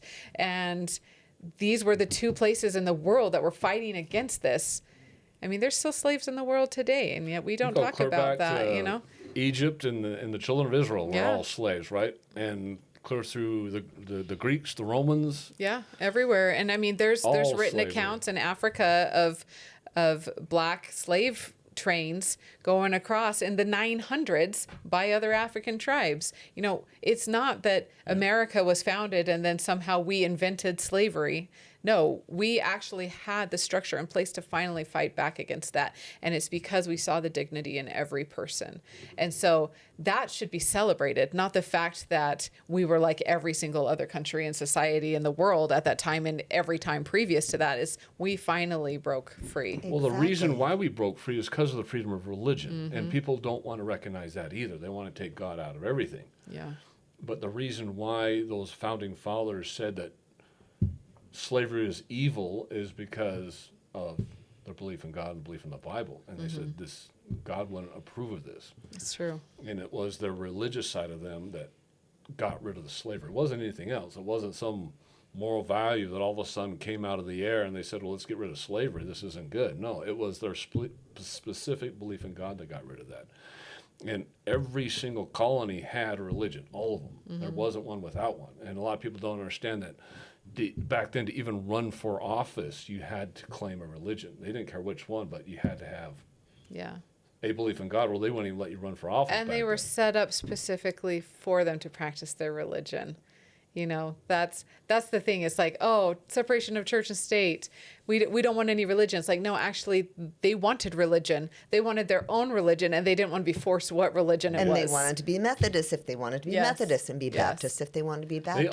They almost wanted to mandate that you had to have a religion. Like I said, Yeah. they didn't care which one, but you had to come professing belief in God. Because without that, then... Yeah. Well, I mean, even if you look at... when it talks about our rights are endowed by our Creator and the laws of nature and nature's God, if that's what everything our Constitution hinges on, you have to know what that nature's God is. You have to know what God is in order to say, no, these are our rights. This is everything that it hinges on. So of course we have to recognize God. And it's just crazy how far it's swung. And if we study history, not only in civilizations, but scripturally, when we're fat and happy and prosperous, that's when we have our downfall. And I think that generation now that doesn't understand that and has it so easy is because they were born in a time of prosperity. We don't have wars here on our land. And so they lose that benefit of being in poorer times. But to be a republic, you have to be a participating citizen, and it takes work. We're not supposed to sit back on our laurels and be, I hate politics, I don't want to be involved in that. Well, to be a citizen in this country, it's your duty. And so that, I feel like, not just that generation, but citizens in general, we want something, that's why we want socialism. I just want the government to take care of me. I don't want to have to think about it. I just want everything done for me. And it is one reason why often I haven't been swayed to believe in term limits yet, because then that takes away my duty to be involved in who's being elected instead of saying, well, I'll just check out because they're going to be out in 4 years and then somebody else. I have to actually study and participate. I think that's a good point. I think also, I mean, we have a natural mechanism for term limits. You just don't elect them again, you know? Yeah. So you need to be educated in who you're voting for. And I'm still open to that, so don't give me hate. I would have to have an open debate with somebody and give me all the pros and cons. It's just why I lean that way. Yeah. Well, I'm all completely for term limit, especially on the national level, because it has gone way out of control. You should not be in office for 30 years. It is crazy. I think also something though, if you look at like what the Trump administration is butting up against, it's not just the elected representatives, it's the bureaucracy of people who have been there for decades and decades too. It's a deep state. I feel like those people need term limits as well. Yeah, they need to move on. But you think of religion and our belief in God, we would not have a constitution without it. Because the Constitution specifically says that we are endowed with these rights from our Creator. The government does not give it to us. Mm-hmm. One of the things I quoted last week is Ronald Reagan came out with a quote that other constitutions, other countries tell their people what they're allowed to do. Whereas with us, we're telling our government what it's allowed to do. Consent of the governed. This is how you are going to govern us. Exactly. Yeah, you're not giving us rights. We're giving you specific limited rights. Exactly, because the rights come from God, come from our Creator. And if God wasn't there, if our Creator wasn't there, then we would be getting our rights from the government, and the government can take that away. So if you take God out of society, you're essentially taking their freedom away, because the government is God. And that's what socialism is and communism is where the government becomes the God, becomes the entity, and religion gets kicked by the wayside.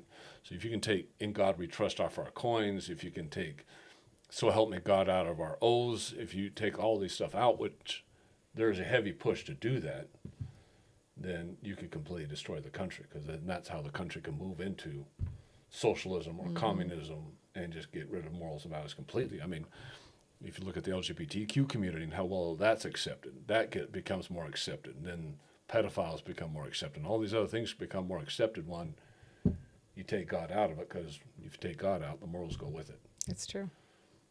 And you'll completely lose society. Well, it's because you're losing the laws of nature when that happens, because you're not acknowledging what true nature and reality is, and that you need to live by those laws, because there are consequences to every choice. I mean, going to these protesters again. So you have what's going on in Washington right now. So Trump is taking control of the police, and there's a huge fight with that. And Pam Bondi's not having any of it, because the mayor of Washington, D.C. is kicking back. The police chief is kicking back. They're all kicking back because they don't want someone else telling them what to do. But yet, crime's out of control out there. Yeah, it is. It's fourth in the country in murder rates. But you had local news stations. I watched a couple local news stations where they said, I got mugged just a couple weeks ago, and I live down here. They mentioned some girl that was part of their staff in the news station. She had her car stolen 3 weeks ago. We're seeing it. And this is a liberal news station saying, there were some Democratic leaders talking about how they had been mugged and assaulted, and they said, it is happening. So I was impressed to see that. But last night, there was a flood of videos on social media of citizens down there driving and going, she's like, I'm at a stoplight and nobody's bothering me. Like, it's working already. Wow, that's crazy. I saw I saw the police were arresting someone, and someone was yelling at him and all mad, and she went over and like shoved the cop, and then he turns around and arrests her, and she's all surprised that she's getting arrested for assaulting I saw that video. And it's like, yeah, like laws are actually going to be she could enforced sue. now. A precedent was set that I didn't have to abide by any laws. I know, but it's like, who thinks that it's okay to go up and shove a cop when he's in the middle of an arrest, when he's, he could think she was going for his gun. Like, she's lucky that's all that happened to her. She could have gotten shot. That's true. Yeah. I love to see that they're finally coming out and be like, no, law and order. This enough is enough. Well, that's what Pam Bondi does. So we'll listen to Sean Hannity's show and Pam Bondi. Attorney General Pam Bondi. Pam, welcome back. Good to have you back. All right, before we get to the guy, this is just breaking, this letter that you have signed and now apparently sent out. I know this has happened in our nation's capital, and I guess the police chief or the mayor or somebody there, you know, had been telling police officers, the Metropolitan Police Department there, not to give up people that are in the country illegally. I thought we had a supremacy clause in the Constitution. Sean, D.C. will not remain a sanctuary city actively shielding criminal aliens. Will not happen. Under Donald Trump's directive, D.C. will become safe again, and it will become clean again. And I think what's happening is it's a combination of an extremely divisive city council. You have liberal judges, you have no cash bail, as you said, you have juveniles running rampant over this city, and you have a Metro Police Department. They want to do their jobs. And we have been out there for the last few nights with all of our federal agencies, Sean. They have been working so hard, working together. We've made 156 arrests, 27 firearms have been seized, child pornographic material has been seized, over 200 fentanyl pills taken off the street, a homicide suspect with a firearm, and we are going to protect D.C. and make it safe again. But, you know, I think the most impactful thing that's happened, despite what we've seen with these crazy protesters out there, citizens are coming out of their homes and they're going up to these law enforcement officers and they're thanking them for keeping them safe and making the streets safe again. An elderly woman walks up to law enforcement and thanks them so she can go to the market again. So they are seeing the impact of what our law enforcement officers are doing under Donald Trump's directive, and they're going to continue to do it. We're going to work hand in hand with state, federal, local officers, and we're going to make D.C. safe again. Fundamentally, when you have a sanctuary city or a sanctuary state, aren't you, by definition, aiding and abetting in the law breaking? And if you are protecting them and not allowing, even though the federal government would have jurisdiction constitutionally, are you aiding and abetting? Are these politicians that are purposely hiding illegal immigrants or not informing or working with ICE, are they themselves guilty of crimes? Well, and what they're trying to do, they're trying to protect criminal aliens. And what's going to happen if we keep this up? Criminals are going to flee to D.C., and we're not going to let that happen. And that's why, at my directive, we have made Terry Cole now the commissioner over the police. We have made Gaddy Serralto my U.S. Marshal. He runs the entire show, keeping everyone organized, and they report directly to me, and I report to the President of the United States. So, yes, you must comply. You must give the information to our ICE, to our Homeland Security officers.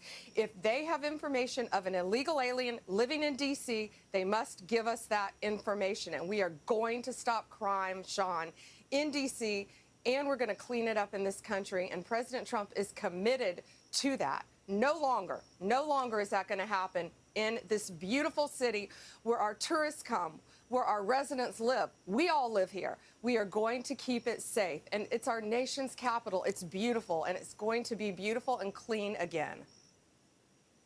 Okay, let's focus and dial in. So D.C., sanctuary city, L.A., sanctuary city, San Francisco, sanctuary city, New York City, sanctuary city, California, sanctuary state. What does this mean in reality for all of these locations, municipalities, states moving forward? They must comply. Yesterday, I sent out 33 letters to mayors around this country. I think 3 or 4 of them were in California alone, not surprising.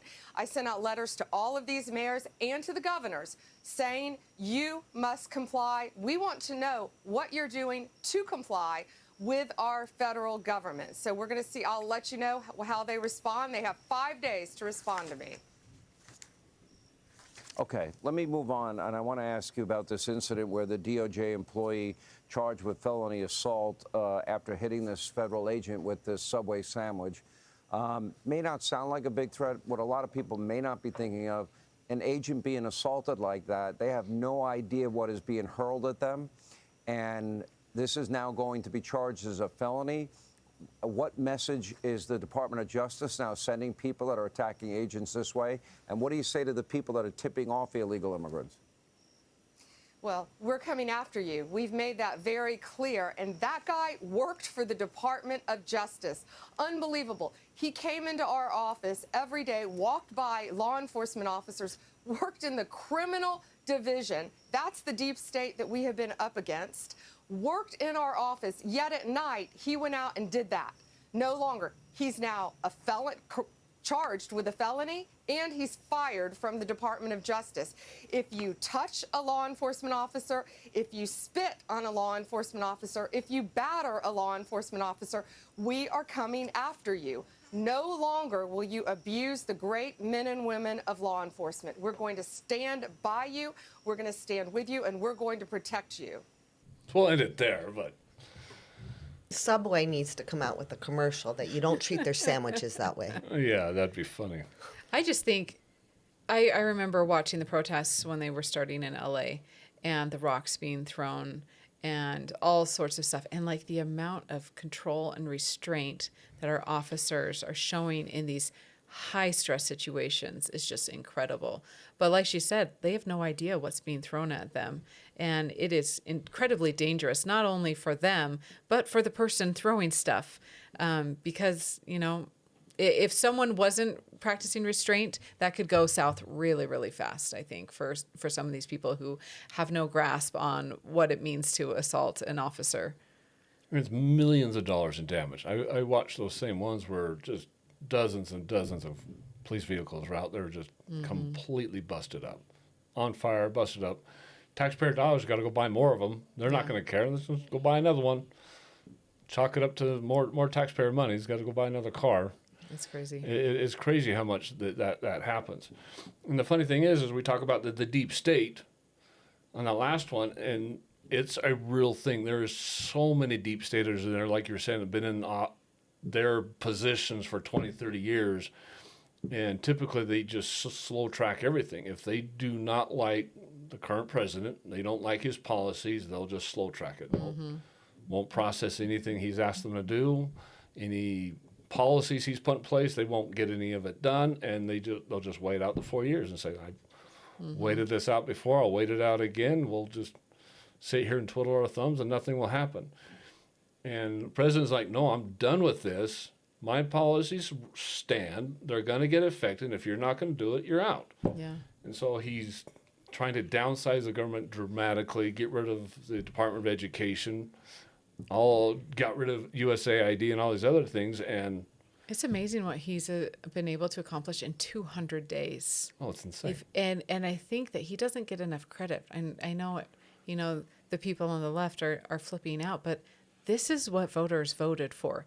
The majority of not only the Electoral College, but also the popular vote. This is what we wanted, and it is happening. And I don't think it has ever been able to happen this quickly. And so, yes, we might hear these paid protesters out there complaining, but the rest of us are like, yep, that's what we want. That's what we voted for. Thank you very much. And we know that they're all paid protesters yes. now. We just saw that. So all these people in Washington that they're saying, all these protesters, we know they're not locals, and we know they're getting bussed in. You know, the one guy said, "No, we're not bussing anybody in." Yeah, you're bussing them in. And the fact that the news wants to focus on that instead of like, look at all of this fraud and abuse and waste that is happening. I mean, if a journalist actually had found that themselves, it would be the biggest story in the nation. Good point. But, you know, they would be like, oh my gosh, look at all this corruption. You know, we need to do something about it. But instead it's like, oh, you've got a bunch of young kids abusing AI and looking into things that they shouldn't. It's like, don't you care about what they're finding there? You know, and so I love that they're winning those lawsuits, being able to access information they need. I mean, the fact that 275,000 people just got taken off the Social Security rolls. I mean, that's $5 million a day that we've been spending or something like that. That should be celebrated instead of all of this other rhetoric and chaos and noise. That's $5 million a day that can go towards my veterans now. Yeah.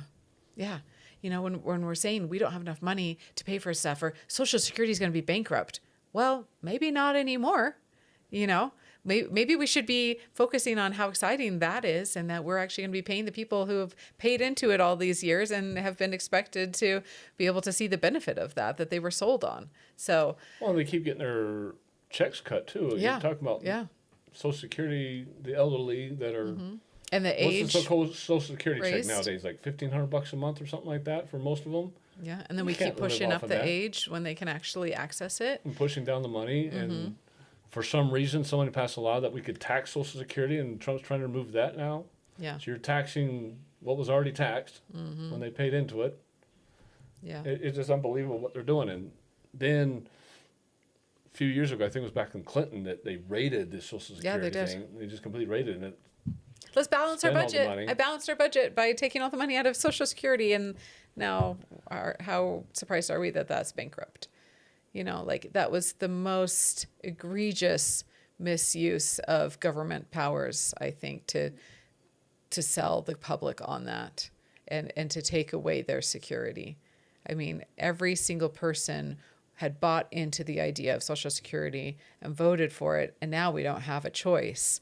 But they were sold, nothing's ever going to happen to that money. We're just going to hold it for you. It's going to be safe. We're just helping you invest. And then when push comes to shove, the Democrats took it. Yeah. And I think Social Security shouldn't have been passed in the first place. I mean, because that's socialism. It takes away your own It's responsibility. But I mean, they could have passed a law that says, okay, you were required by law to set aside so much money in investments or something, and you can't touch until such and such an age, which takes the burden off the public of those who are not being cautious and taking care of themselves. It takes that burden off the public. But the second they put it in the hands of the government is when it got all screwed up. They should have kept it like private. everything, right? Just kept it private, required it, but kept it private, and people are probably getting $10,000 checks a month instead of $1,500 a month because they would put it in some investment and it would have paid out over 70 years. Yeah, that's true. I mean, the private sector always works better than government-run programs. But yet they want you to think that they're the answer to everything. Here's a problem, here's a problem. So the Democrats create the problems. There's always a problem, whether it's racism or sexism. They want the problem, and they'll never solve the problem, because if they solve the problem, then you wouldn't need them, right? So they want the problem. The problem has to stay there, and then they're going to come out and say, okay, vote me into office and I'll fix the problem. And how I'm going to fix the problem is you just need to give the government more power. You need to have less freedoms until finally we can take out this freedom that we have and introduce a single party state and socialism and everything else we want. It's true. There's surveys that our kids are given in schools called the SHARP surveys. Sometimes they're renamed when enough people get mad and say they don't want their kids being asked, you know, do you have a gun in your home? Have you ever had these thoughts? Have you ever tried drugs? And, you know, it's this whole list of things that they ask that has nothing to do with what they're learning in school. But then the health departments use it to find a problem that they can then go ask money to come and fix.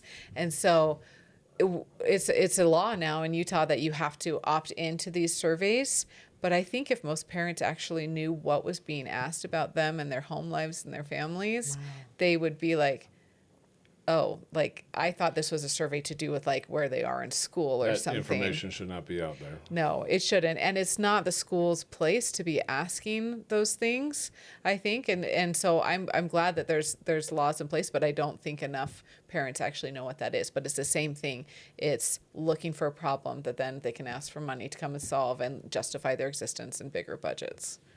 Or notify Child Protective Services that of too. something and get more control over the parents for some other reason. Yeah. And even the way that some of the questions are framed, it's not like, have you done this? It was, when was the last time you did this? You know, and then they'll ask. It's so leading to kids who are so black and white, and it normalizes some of these other activities that we've been talking about. And, you know, that's just I think it's in different both examples. Oregon and in Colorado that the schools are now kindergarten through fourth grade or something like that have the same type of a survey, and it's, do you identify yourself as a he, she, or Oh my gosh. and it's a whole long thing of how you identify yourself. When was the last time you thought you were a cat? Yeah, it's so wrong. It's so wrong to use our kids like this. And being in government and seeing all the special interests and the people who come and advocate for different things, there's not very many advocates who are out there for children loudly. I mean, of course, all parents want that, but they just expect that the state would have enough common sense to stick up for them. But so many times it's like, they're the ones suffering the most because there's not money paying a lobbyist to come and talk and argue for their rights. And it's sad. Well, kind of the last thing we wanted to get to here is Fannie Mae and Freddie Mac. Talking about private and government owned, right? Private and government owned. So this is actually a Trump thing that he's trying to put out and throw out Fannie Mae and Freddie Mac as an IPO so they'd be publicly funded a little bit more and not government funded so much. And I think that's a great idea because anything you can take out of the hands of government is a better thing, to where it's not taxpayer dollars or subsidizing Fannie Mae and Freddie Mac.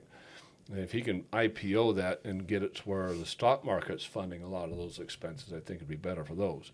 Well, I think something that's really interesting about it, this is something that he mentioned in his first term as president. And of course, there's always pushback to something, you know, like we need the government to do this. But these companies actually started out as private companies. And it was only during the financial crisis that the government took it over in an emergency, because there were a lot of banks and organizations like this that would not take home loans anymore because it was so risky, what they were doing. And so it was a massive government bailout to begin with to help stabilize what was happening during the financial crisis. But now that we're past it, I think we should recoup some of that money. I think it was something like $191 billion that we use taxpayer money for to buy these. And so if they sell off, you know, between 5 and 15% of the shares right now, that's $30 billion. I don't know why he's not wanting to sell off all of it and make them all the way private again. That's something that's interesting to me. But I do like the idea of like, okay, the crisis is over. We've kind of gone through it. I think the reason why he's not doing that is because he don't think it would pass. I Yeah, think he's trying to get what he can get and run with the rest of it. Yeah, it's worth $500 billion now, though. I mean, that'd be a good return on taxpayer money. It says in here that he's now got, since it's just the ideas going out there, he's now got Bank of America, J.P. Morgan, and Goldman Sachs all in his office trying to be the people that take the IPO out because it'd be worth so much. Yeah. So these major banks are like, no, give it to us, give it to us. And I think it's a great idea. What people really don't realize about Fannie Mae and Freddie Mac, and this goes way back to 2008. So we had the massive 2008 housing crash. I was a major home builder at the time. I was building probably, 100 plus homes a year at the time. So I was just huge. 2006, 2007 were just off the hook in home building. What caused the housing market crash goes back to what Obama did. People are like, well, he wasn't president back then. I'm like, no, he was a representative out of Chicago at the time. And he was in charge of the committee that managed Freddie Mae and Fannie Mac. And he put forth a bill that required private mortgage companies to accept lower credit scores, what they call the higher risk portfolios. And he actually put it out requiring that to happen. And so that's when all of a sudden mortgages got really cheap, but it also got to where you could have a lot of stated loans where you could state your income. You didn't have to prove your income. You could have a lot of interest-only loans. You could have balloon loans became massive where it was a very, very small payment for the first couple of years. All of a sudden it ballooned up. And people were just jumping into these very, very high-risk loans right and left. And then all of a sudden they all started defaulting. And then Obama put forth that first bill and got passed because of a Democrat majority back then. And then he put out a compensatory bill requiring that Freddie Mae and Fannie Mac buy up all these notes. So all these notes that are defaulting, Freddie Mae and Fannie Mac bought them up. And so by the beginning of 2008, came out in the Wall Street Journal. I used to have the actual paper because I kept it, where that at the time Freddie Mae and Fannie Mac owned over 80% of all mortgages in the country. Yeah. The government owned the vast majority of the houses in the United States, which is insanely dangerous, which is what caused it started making that housing market crash, because Fannie Mae and Freddie Mac were just bloated. And it was all taxpayer dollars. It was all government money spending on it because they did not have the cash private banks didn't have the cash, and they're trying to offload as much of these high-risk loans as possible, and so Fannie Mae and Freddie Mac were just buying up everything back then. And that almost tanked, did tank the economy in 2008, put my home building company, a lot of home building companies out of business back then. So bringing that under control where it's not so government control and it's more public would be massively beneficial, because it would prevent the same type of a housing market crash that happened back in 2008. And a lot of people don't realize there was 2 laws that essentially caused the housing market crash. It wasn't these private banks, because everybody puts the blame on the private banks. No, it was 2 laws that got passed. And both of them were sponsored and put out there by Obama. Interesting. I think it's really interesting to talk about private banks, because when they're going to loan someone money, A, they want to make money back on it, and B, they're going to actually look at the risk. And so they have to make sound financial decisions.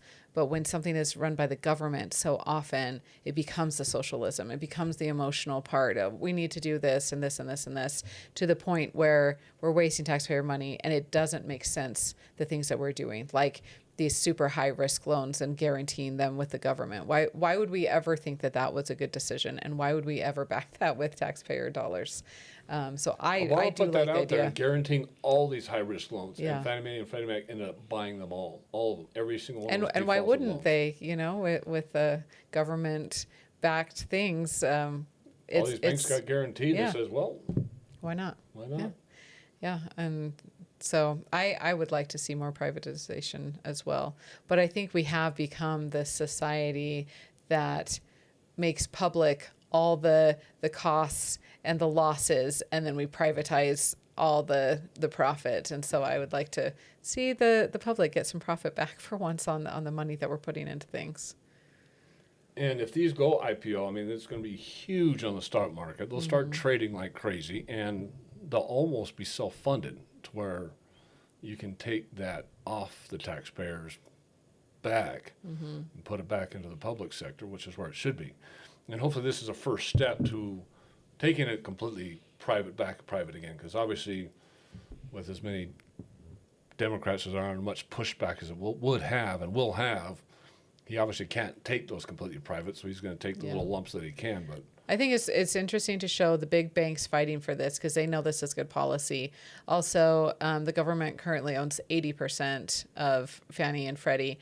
So that means there's 20% out there of shares that do already trade. They don't trade the same way, but they've gone up 400% to 500% in the last year since Trump took office, because people believe that it will be so much more profitable and good for the company. Well, it's not only dangerous to have the government own that much of it, but it's how many mortgages that they own.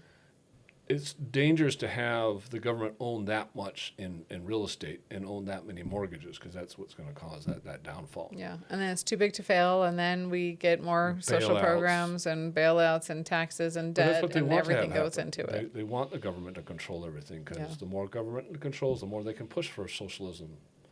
That's been the goal from the beginning. That's true. And again, people, I'm going to say it one more time, people really don't realize that the whole reason why we had that market crash is, one, Obama put forth a law that got passed where the government backed all these high-risk loans. And he put out there requiring that they not only back the high-risk loans, but they offer the high-risk loans, because he blamed it on low-income housing. They wanted to have people have better opportunity to be homeowners. But stated loans and balloon loans and all those things came out, and it's bad business. And it's bad for the people, because the second they saw it, they all ate it up, right? I can have this $500,000 house for same price as a $200,000 house, but it's a balloon loan, and they didn't understand that that balloon payment's going to hit them in the back of the head here in a couple of years.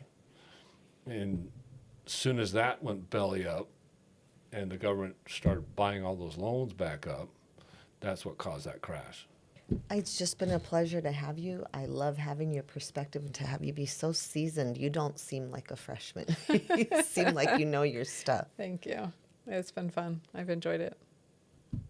What's next on the menu or on the to-do list there? Well, I'm doing that school bill that we talked about. I'm also doing a lot with agriculture. Our agricultural industry is really, really suffering. And I really like a lot of what the Trump administration is doing with America First and the MAHA movement. I feel like is this perfect intersection right now of local food, local economy, food security, national security. And so I'm trying to help figure out ways that we can expand meat processing and support our ranchers here, because we are losing so many productive farms in the state. And I know we all remember COVID and what the shelves looked like. And I think that was an eye-opening reality that we don't make enough of our own food or keep enough of our own food here. Well, a lot of ranchers are going out of business because the grazing is becoming more expensive, because obviously the major metros are pushing out, and so there's becoming less and less land closer to the cities. But the problem is the more we push out, the more it's all federally owned. So there's no more private lands, there's no more grazing lands. You have to buy all these federal leases. Maybe all these lands we bought back from China. Yeah. Well, and even like the BLM during the Biden administration was prioritizing people who wanted to buy productive land, these grazing rights, but they would maybe put solar farms on that land, or maybe they would keep it for conservation, but they wouldn't let the ranchers on to graze it. And then we wonder why we have the wildfires that we do, because we're not keeping down the foraging plants. And so it's a huge thing. I went with the speaker and a few other representatives back to DC to talk to the USDA about this. And I've been working with Burgess Owens and Celeste Malloy about the sheep industry in particular. And the Trump administration just sent out a trade representative to talk to the sheep industry here 2 days ago about tariffs. I don't think anyone realizes, but Utah is the third highest producer of sheep in the country. I didn't know that. And we don't eat lamb. We ship it all out. And we are importing 70% of our market from foreign lamb sources. And like 98% of that is coming from Australia and New Zealand, because their dollar is so much weaker than ours. They can come in here and undercut our sheep ranchers by a fair margin. And so all of our sheep ranchers are going under because they can't compete with something like that. And so that's something that we've been talking about and people and are saying tariffs are bad. I get a lot of comments on that. I'm like, yeah, it's going to raise our economy. It is. And that money will stay here. And that's what I think is so important. And it's like the Walmart idea. Walmart comes in and builds something, and they offer things for less money than maybe a mom and pop shop. And so everyone kind of floods over there and shops there. This mom and pop shop goes out of business, but all of the money that's generated in there gets sent out to another state, another country, So if we could actually support our own local economy and keep the money here, yes, things might be more expensive by a little bit, but that money would actually support those local to us and would support wages here. I mean, if you kind of look at the Amish community, that's how it is. Things are more expensive over there, but they keep all of their money in their society, and then everyone benefits. And for so long, we have been exporting so much of our money and our resources out of the country, and all we're getting back is junk from China, or sheep from Australia. And we need to be able to protect our citizens so that they can actually have a job and work. They don't want government bailouts, but they want to play on an equal playing field. And I know people love to talk about free trade, but it's never free when you have cheap labor somewhere else, or our dollar is so strong compared to other people. I'm excited to follow that. Yeah, there was a news article on Deseret News yesterday about it. So it's well, personally, something I to work think on. this is the problem. I just pulled this up. Is that all the government-owned land? Yeah. How do we get our land back so it's state controlled? So that There's actually some really exciting things in the works about that. Representative Ken Ivory is working a lot on this federalism idea across the country, but it's just the West. I mean, Utah, Idaho, Nevada. Because Wyoming. of the way that we came into the union compared to everyone else, But something that's really interesting is there was a study done I think it was with Herbert Hoover, but during his administration, they said that while the federal government is, has an interest in our land, they don't actually have jurisdiction on it. And so we, for so long, have just been giving our rights to the federal government. Their rights are very, very clearly defined in the Constitution. And they say whatever rights are not clearly defined belong to the states. But the states for too long have been, saying, oh yeah, we'll comply with this. But I think we're going to start pushing back and say, no, actually, it says right here, you don't have jurisdiction. We do. You might be a tenant and you're not taking care of our land. And what landowner is going to let the tenant stay on there and treat our land like that? We want to be able to do grazing. We want to be able to log if we want and take out some of this dead wood. In fact, I told you I went up to the Beulah fire in Summit County that's going right now. And while I was talking to the Forest Service, they were saying that almost 100% of the over canopy is dead from beetle rot. And so that is just major fuel. And we have not been able to cut that down because of all these environmental protections put in place by these outside interests who aren't Utahns and the federal government. And so we need to push back against that because it would help so many things that we are dealing with. So not only our ranchers. I don't think the federal government should own any land unless it's a national forest, national park.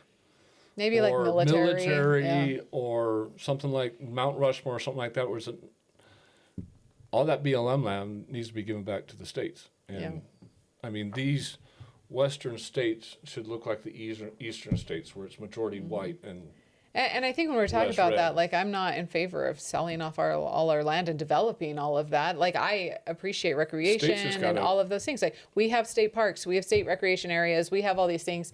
We know how to manage things better and for less money. And we're right here on the ground. I mean, it's the same way why we have local governments instead of everything in Washington, D.C. Because we know what we need. And if the state could allow our ranchers onto that land and let them graze for less than what the feds are charging them and give them more access to grazing land, and then we can all use the same land because we go up camping all the time. We're camping amongst grazing cattle. All the time we're up there on Forest Service land with grazing animals, and no one cares. Yeah. I mean, both the public as well as the ranchers could use the same land, and it'd make it cheaper for them, make our meat cheaper, make it so we can get it local. Yeah. So yeah, that's some of the stuff I'm working on. We also have some crazy meat processing rules about what we can actually have access to. I'll tell you a little bit if you want, but right now, if you want to go buy meat from a custom meat shop, you have to buy a portion of the live animal. You can't buy just like a regular steak or a roast.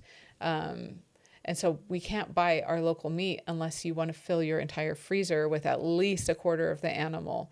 And it's the weirdest thing.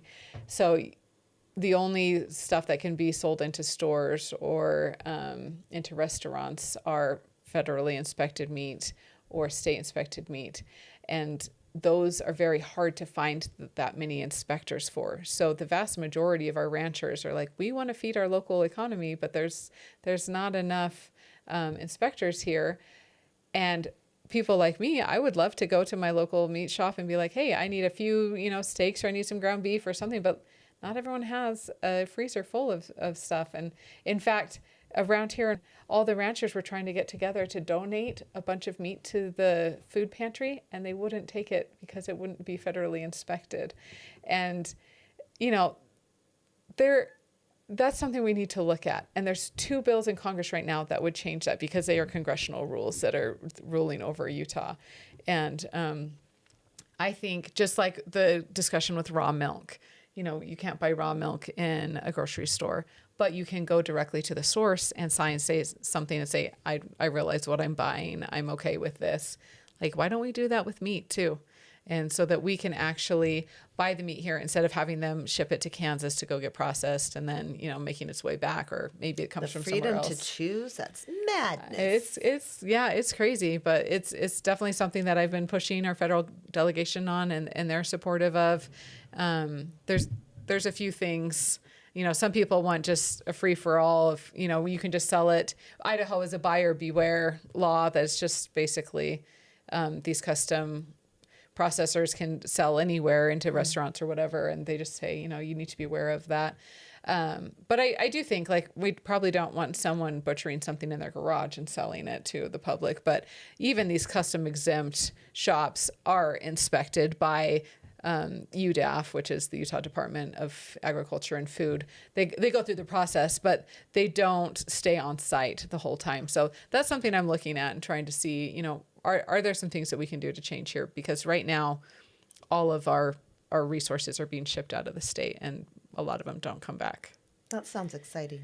Yeah, it's fun. And I think it's something a lot of people can agree on. You know, there's so many people who want local food, want food security, want to help their economy, and, you know, have more nutritious food that's not being bussed around the country. Or have all these different chemicals or anything else put Yes, into it. When we yeah. know what we're getting in our food, I mean, that's the more maha thing, right? Yeah, when you can talk directly to the person who's producing it. Yeah. That'd be awesome. Yeah. Well, thanks for being on. We have greatly appreciated that. It's been a great conversation. A lot of fun talking about all these topics from California to what Trump is doing. Yeah, it's been fun. Hope Thank the you. audience enjoys everything that we've been working on. So maybe next time we'll have a couple of these bills that have actually gone through and passed, and we can discuss that. Yeah, that'd be great. That'd be fun. Well, thanks for being on board, everybody, and we will talk to everybody next week.